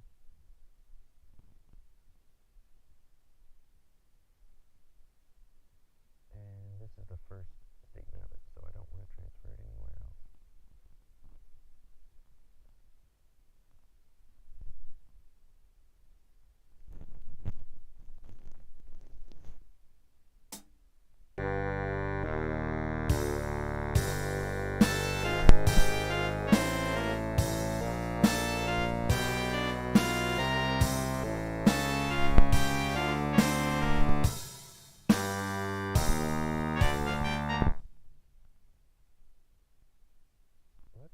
the first time and do it Leave it down an octave. the second time. This is getting Heavy. And then we're about to add the melody on top of it from earlier, and that's when there's going to be a reference point that people can lose their minds about.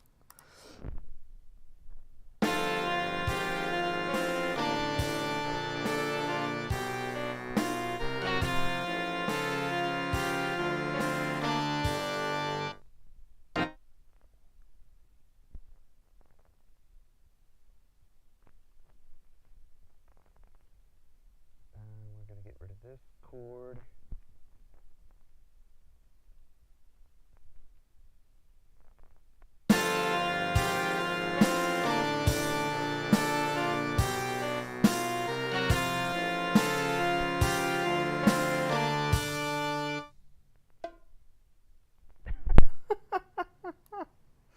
Nice little bongo slap there.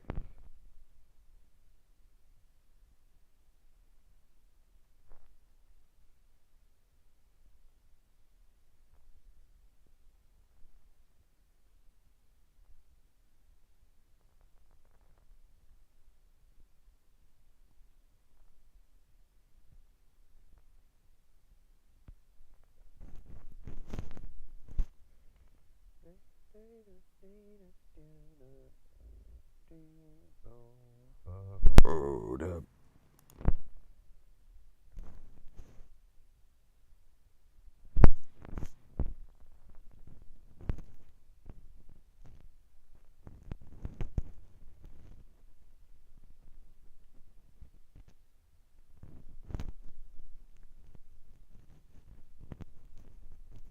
What if I made them feel like it was about to be the same exact thing, but then it didn't?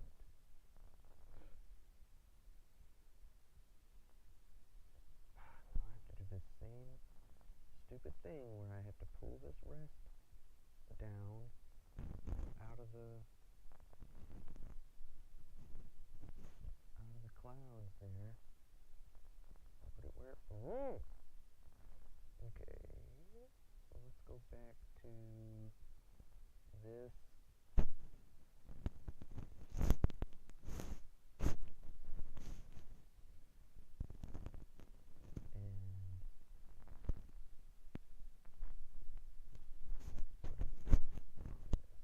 And also this is not going to stay Piano. Don't you worry about that. That is not the energy level. For the combo arrangement, it was a cool change of energy, but now the instrumentation is going to be able to provide that easily. So let's see how this sort of development section. It's wonderful because we've had this solo section, and then you think, okay, we're about to have a new, we're going to introduce this other theme.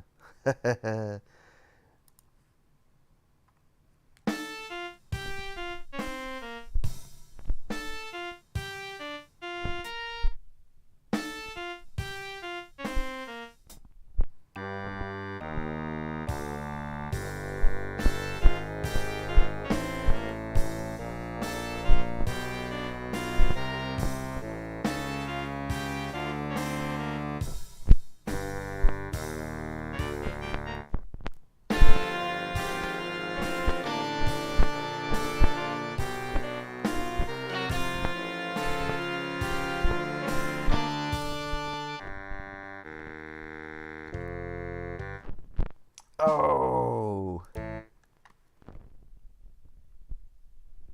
yeah. This, that's exciting. And it's not even, I gotta get the jazz and big band horns for Garriton, because that lead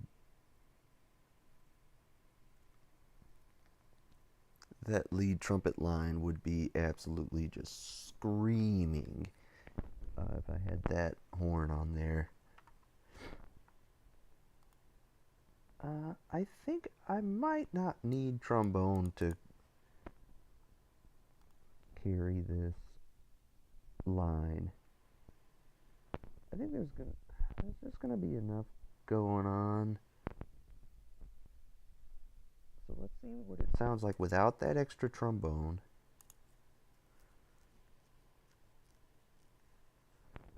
Everybody's got the right dynamic markings. So once without that trombone.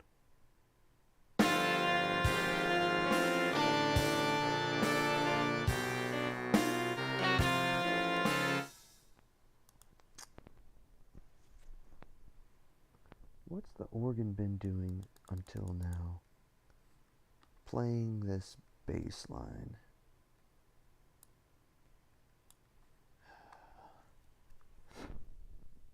I could leave the organ doing that.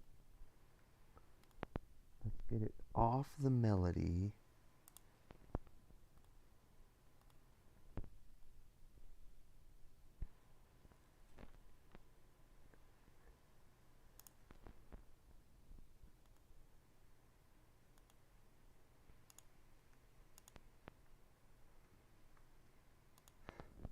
Make sure everybody smacks this backbeat.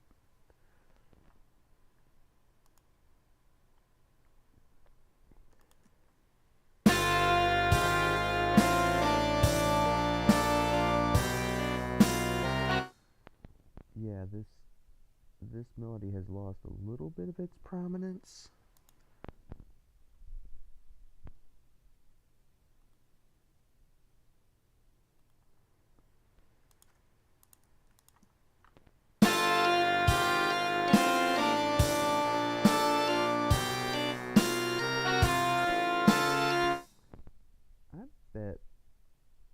I bet the organ could hang on playing both of these lines.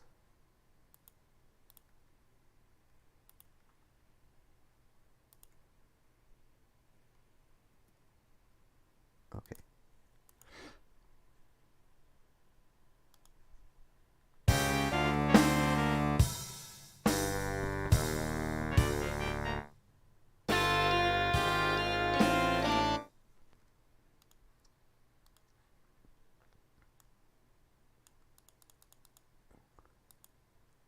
What if I had the organ playing that the whole time?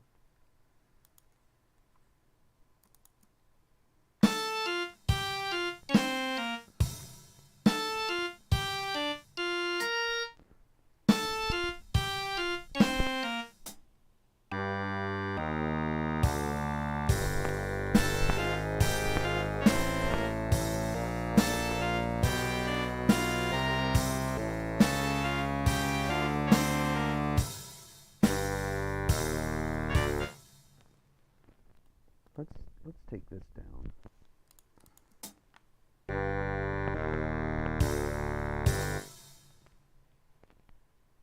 What if it walked from F instead?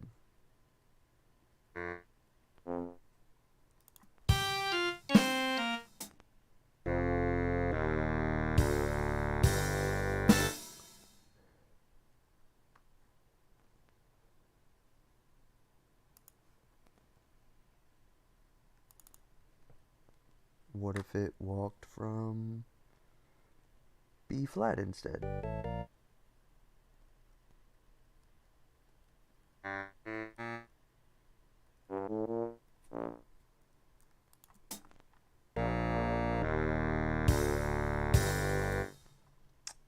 That sounds cool.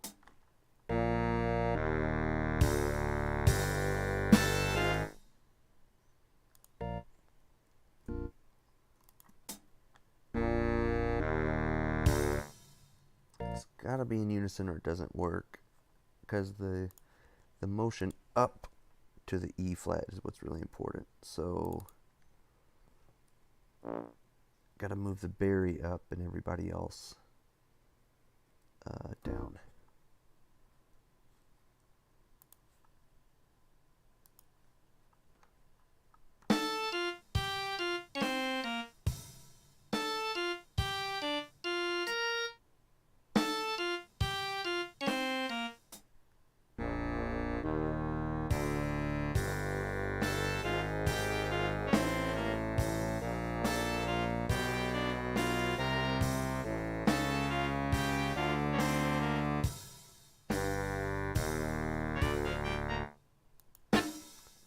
I've got to fix that. Yeah, that sounds just rude.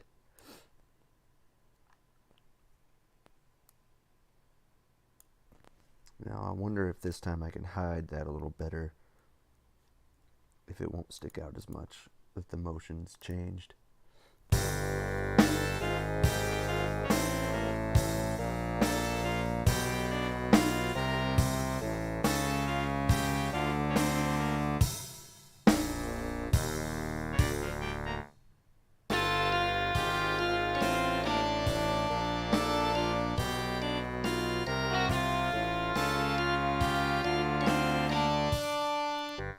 Tell you what I'd like to do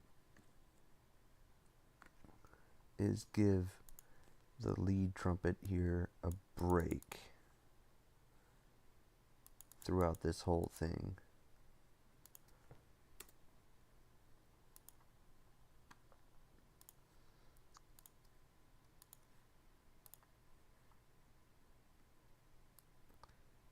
And give this to second trombone.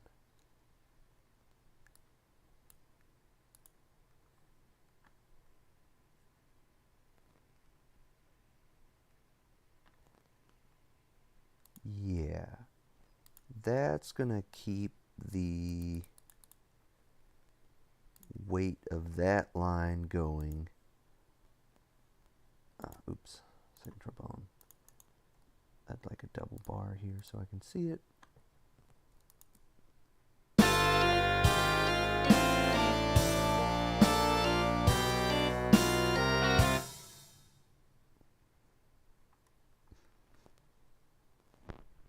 You know, I don't think it's so much of a problem to have this G last only one beat down here.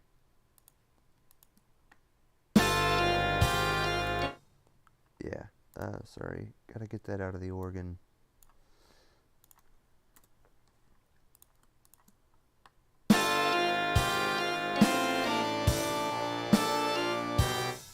Okay, cool. So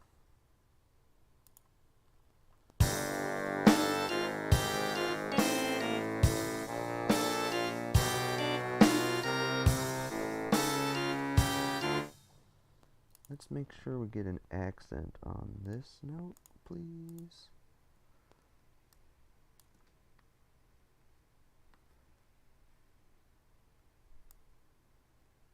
And that's probably the same thing that's happening back here. Oh, it's not happening back here because there's no bass back there. Ugh, just has to load up all these little handles every time. I gotta get it off of that. There we go. Now it goes a lot faster.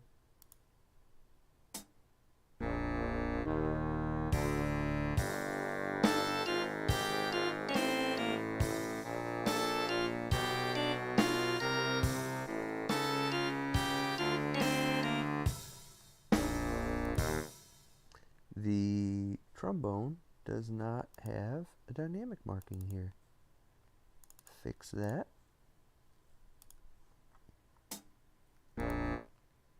And does the bass have any indication? No.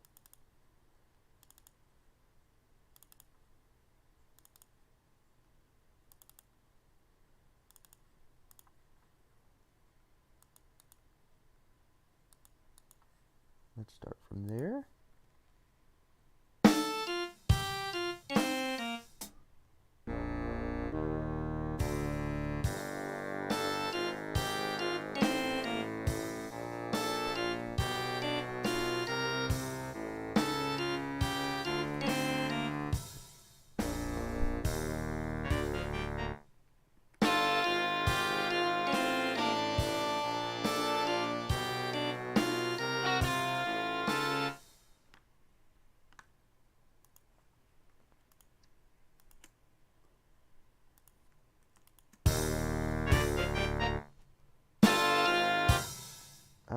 also like, yeah, it's an octave down in tenor sax.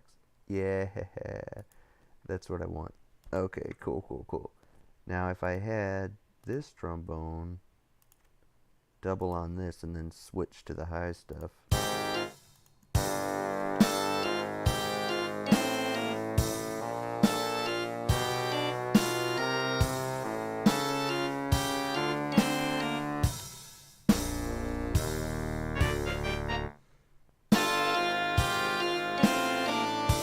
No,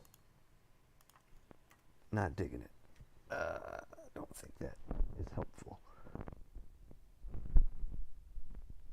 I think we got at least three voices on each thing.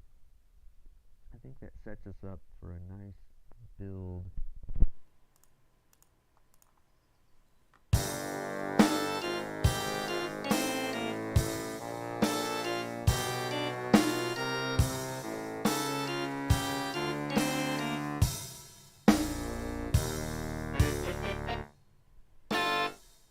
Let's leave that where it was.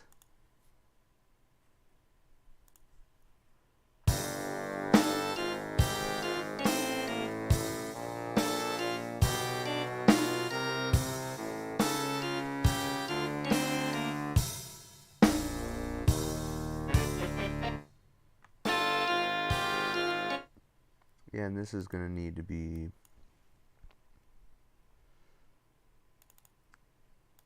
double F. Especially like high trumpet, scream it out.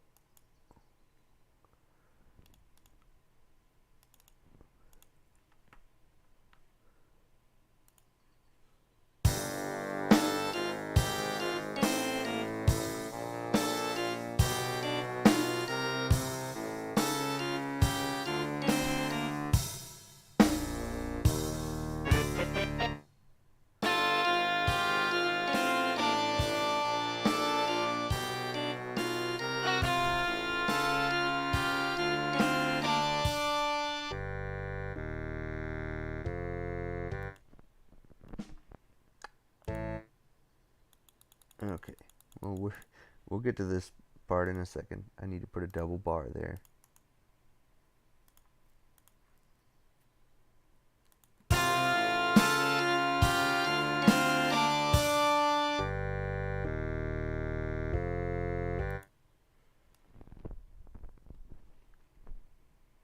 Let's set this up by a blank beat right there.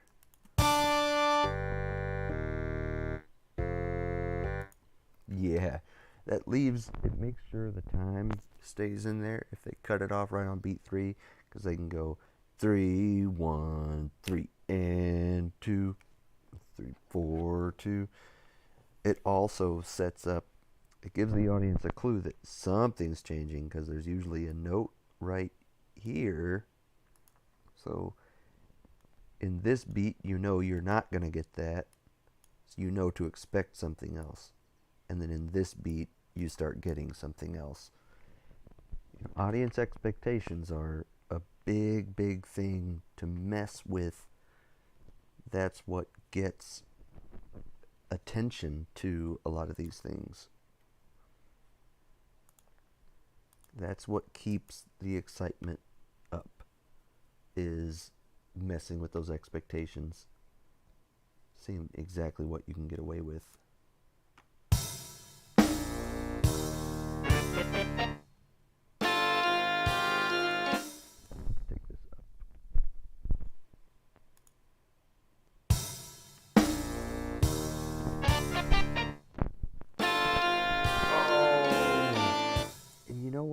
I'm missing.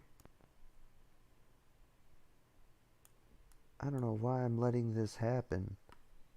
Because I could be doubling the guitar again in the octave. That's why it feels weaker than before.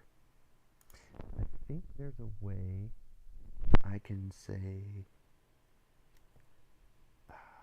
no, not like that. Well, I can hit Shift 8. Yeah. And then we'll copy it down an octave. I just have to manually insert the ties as well. But it's not too many, not very many notes going on, so I don't need to worry about that.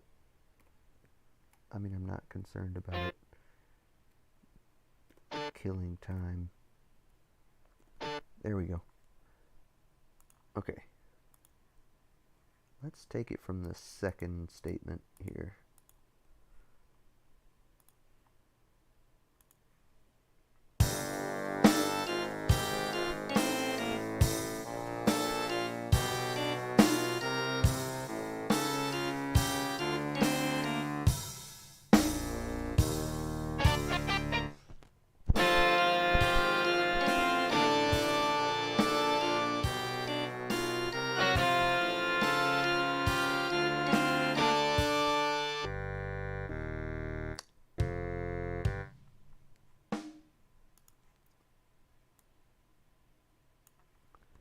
So I'm gonna bring the tuba in on these two.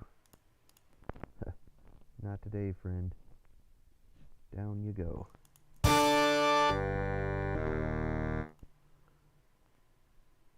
Oh, wait.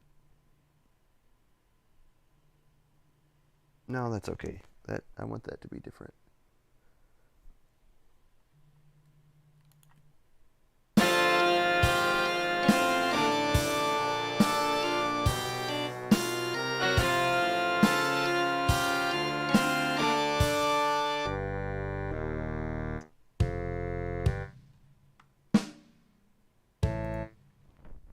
Now, yeah, that is a thing I want to think about.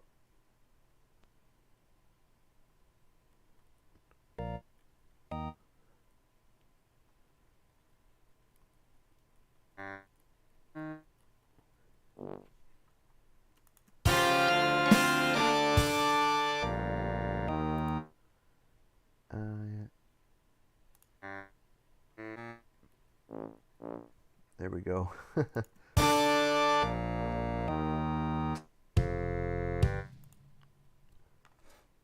Yeah, that's nasty.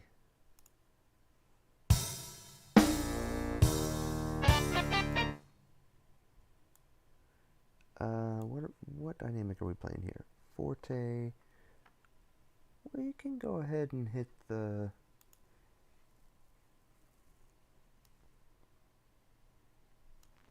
Everybody on this can hit the fortissimo button. Just go for it. Let's do it on the bass line too. And if I have stuff that starts in the middle of a bar, I like to go ahead and put the dynamic in the rest before the notes. It gives it more space to exist, and it also gives the musician and reader a heads up that, like, when you start playing that note, it's gonna be, yeah. Oh, I don't need it here because I've already set it up to the left. So do you have an idea?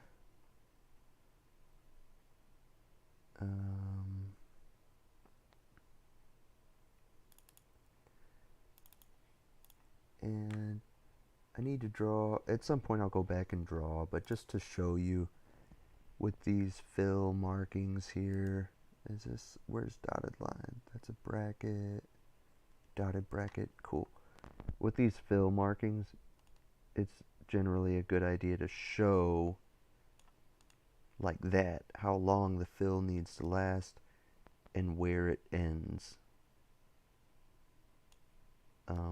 That's an excellent way to just make sure the drummer is informed as possible. It's like fill to here, and that's really helpful.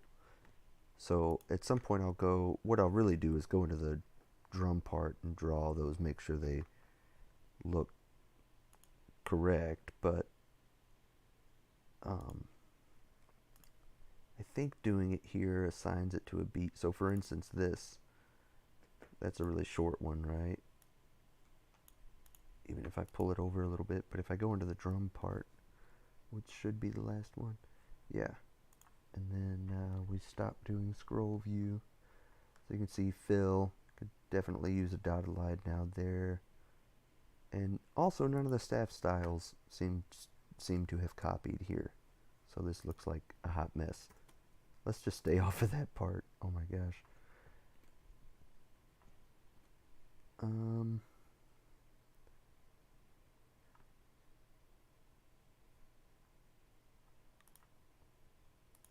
Let's not go to Fortissimo yet.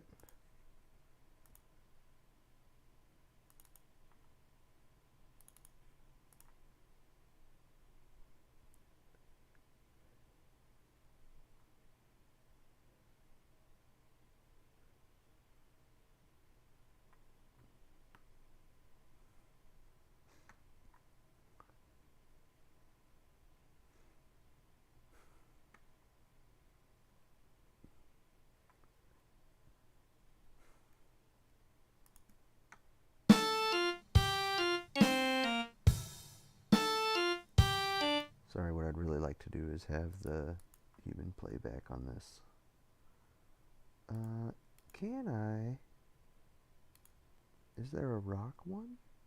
Oh, nice. Let's do that and still make the values like 40. Actually, I want to go with 60. Because I think it's out of 200. It's out of 150. So 100% is triplet, I think. I'm going to go with 60.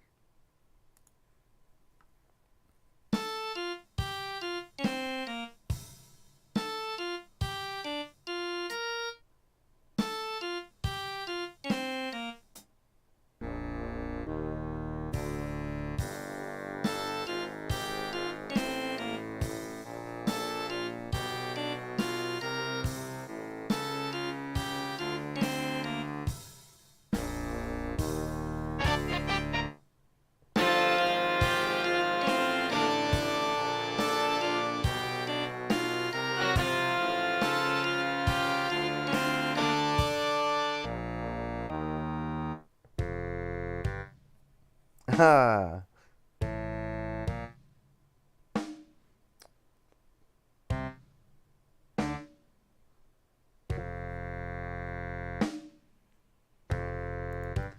I want to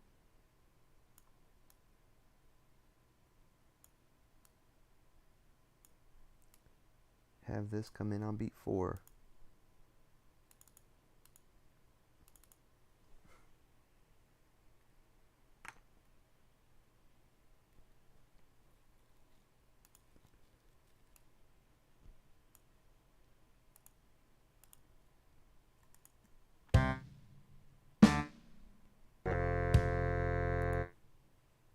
And I've got to copy that here.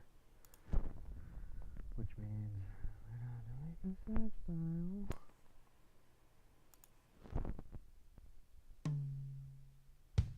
Man, these drums sound really good. I'm liking this this plugin. Rhythm.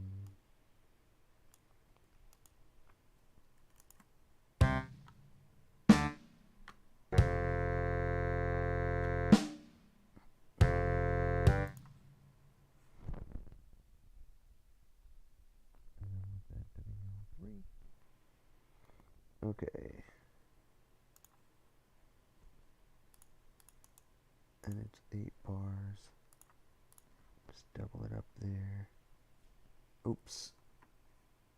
This is actually that's why I'd like the double bar line.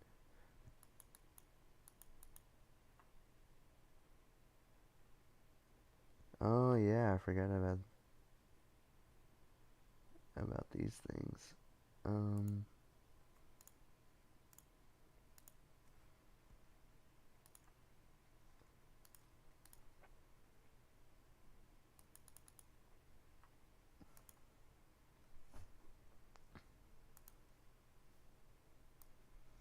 big drum solo.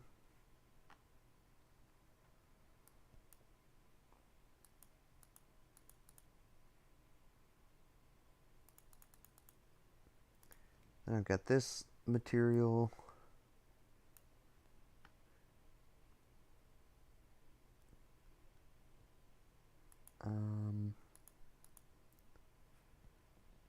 I think I'm going to treat this drum solo differently.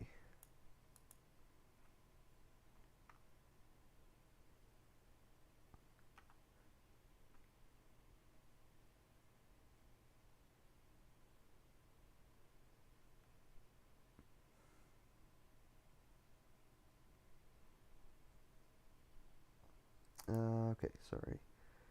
Baseline here looks great. That development section worked out great. This, what I'm thinking about here is beat, ooh doo dap, drum solo, drum solo, drum solo, drum solo, boom bap, boo dee dap, drum solo, drum solo, drum solo, drum solo, bap, ooh dee dap, drum solo, drum solo, drum solo, drum solo.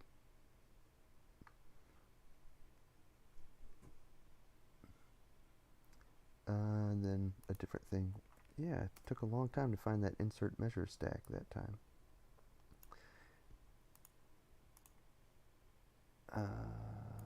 Two of them, and I'm gonna get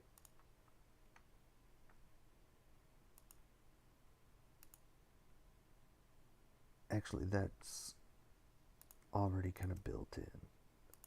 Let's undo that last thing. I just don't need this part.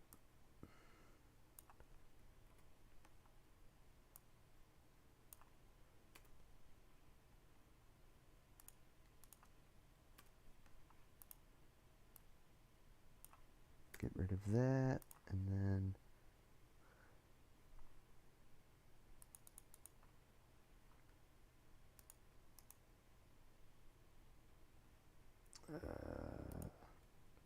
I don't know if I need it to be this long, and I could literally probably just draw repeats around the last section.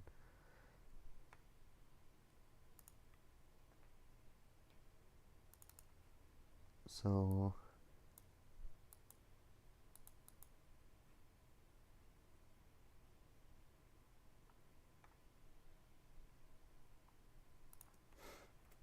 let's just get rid of this and see what I'm working with now. Yeah, that was a lot of scrolling. So I need a double bar here, so it's easy to see. Double bar here as a reference point. We've got this 8 bars of drum solo that I don't think I'm gonna need, actually. I think this filling in between all of this is gonna be plenty.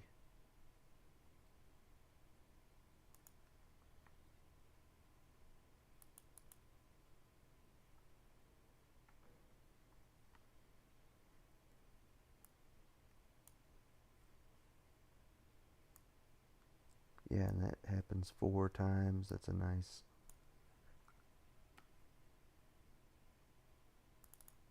And I decided...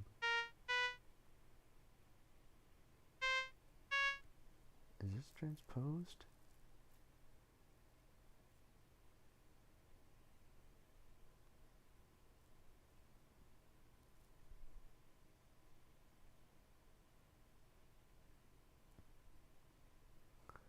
Oh, I know what I did. That.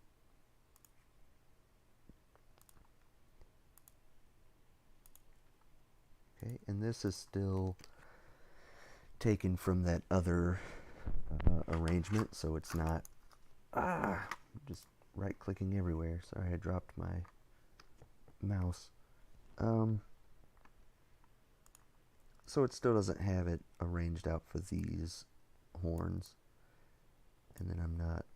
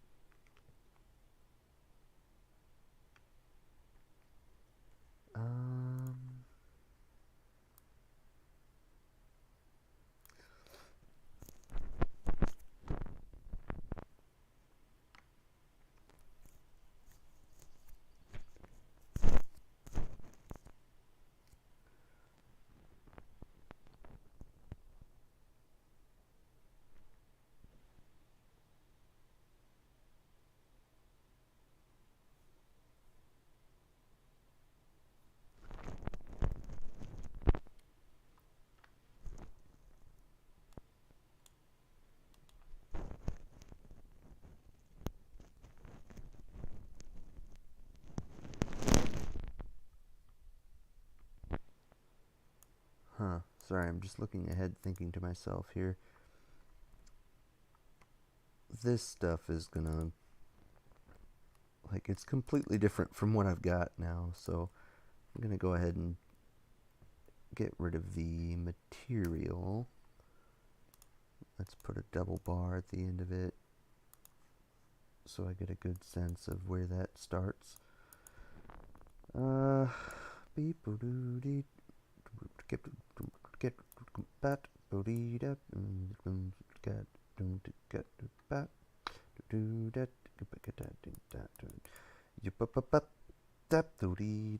That would be cool to shift that over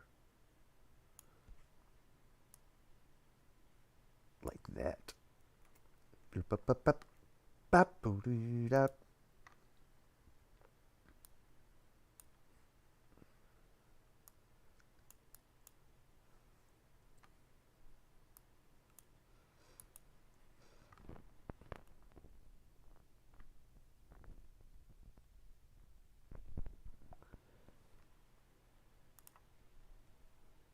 Actually, I'm going to get rid of that.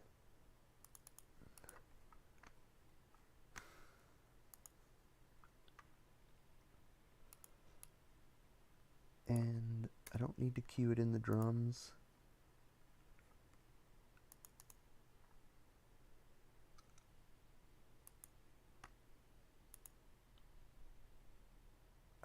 Let's treat these like pickups to the next phrase. I think that's how they're going to feel anyway.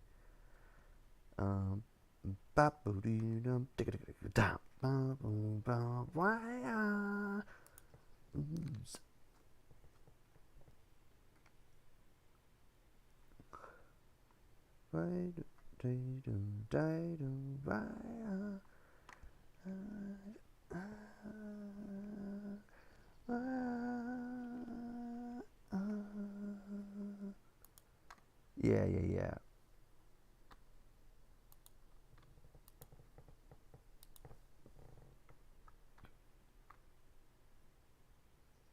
Okay, yeah. Sweet.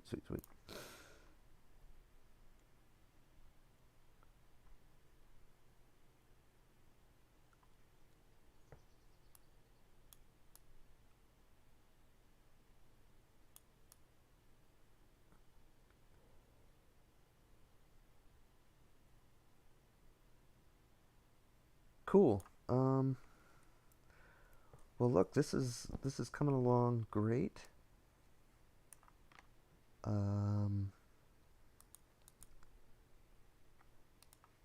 That B major 7 is not going to happen on this arrangement. I've got what I feel like is some fantastic stuff here. I'll go ahead and play this last little chunk just so you can hear it, but I'm going to have to take a break because I haven't eaten today.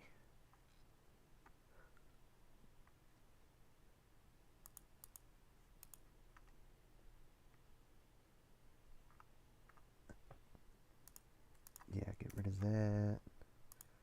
Get rid of that, and then we can chunk this up. Get rid of that.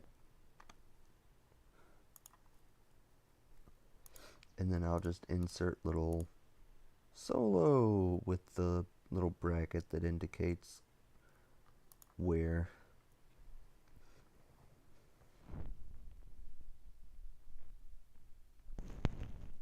Better do this before I forget.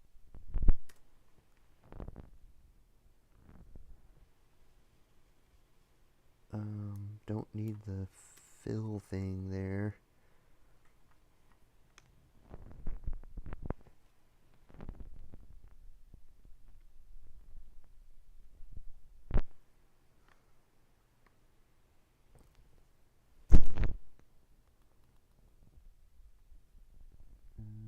I'll probably need cues for that. Let's listen to it.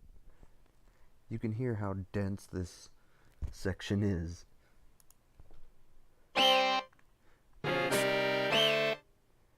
Okay.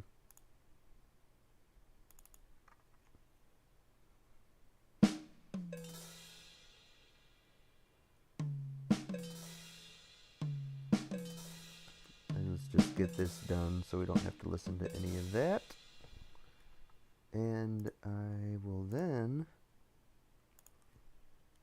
be able to copy it over here, get rid of this. I'm just using some Finale tricks to make this faster and easier.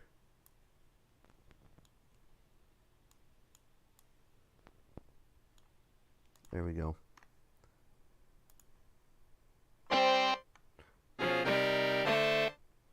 It's very dense.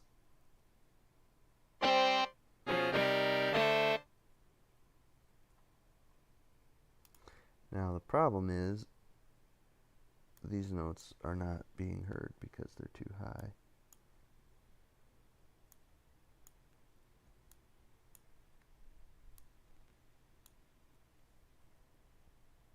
There we go.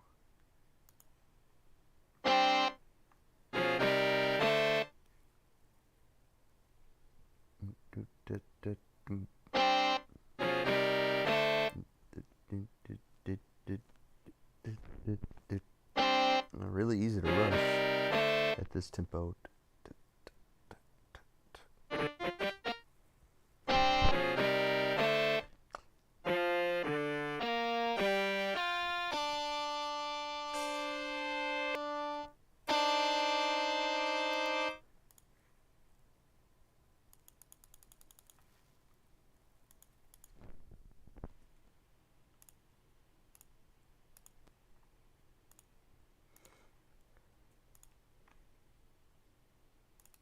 Yeah, and what I'm thinking here is, fight up,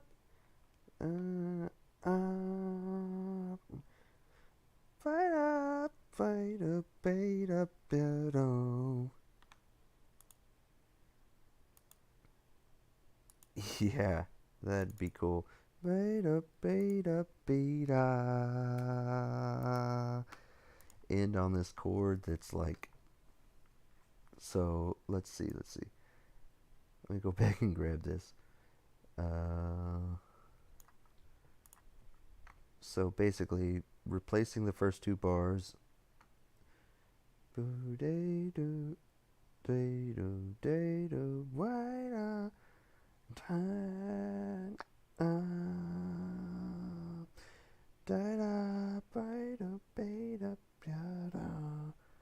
Yeah, so I need to copy this part minus that note.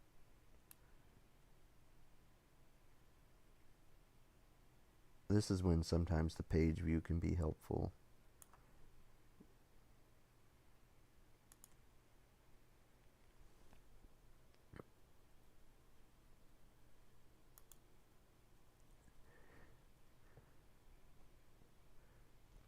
And then this last chord.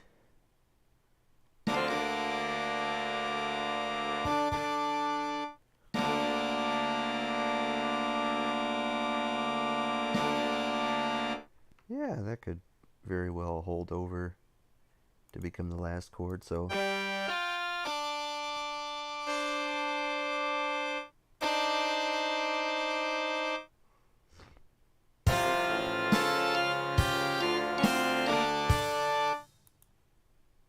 yeah, and just end it like that, because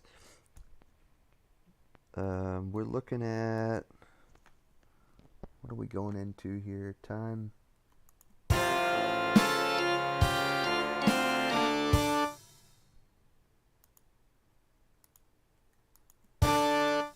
Is that the time of the whole piece?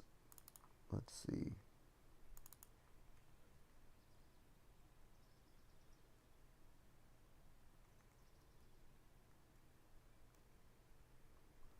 Oh, I guess it's not. It's the time of the play marker. There we go.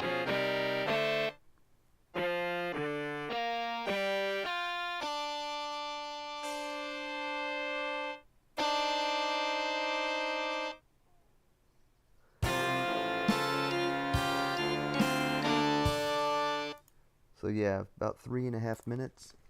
That's a golden amount of time to be playing music for a brass band, for a brass band audience, and they can always double up on these. The band can double up on these solo sections if they want, to add a little bit more length. If say the audience is more attentive for some reason, or they're playing a show, a concert, instead of, I should say, to an active audience instead of to a passive audience, like at a fair or something. So, alright, that's all I'm going to get done for now. I really need to eat, so that I have more energy to finish this. But that's it. Thanks for going along with me on this journey. I used a different microphone today. I'm using just a set of earbuds with an inline microphone. Let me know if that sounds really terrible. Let me know if it sounds a lot worse this time, and I'll switch back to what I was doing before. It's just a little simpler this way, and if it sounds, pretty much the same, then I'll go forward like this instead of worrying about the other stuff I was doing. Anyway, thanks again. See you next time.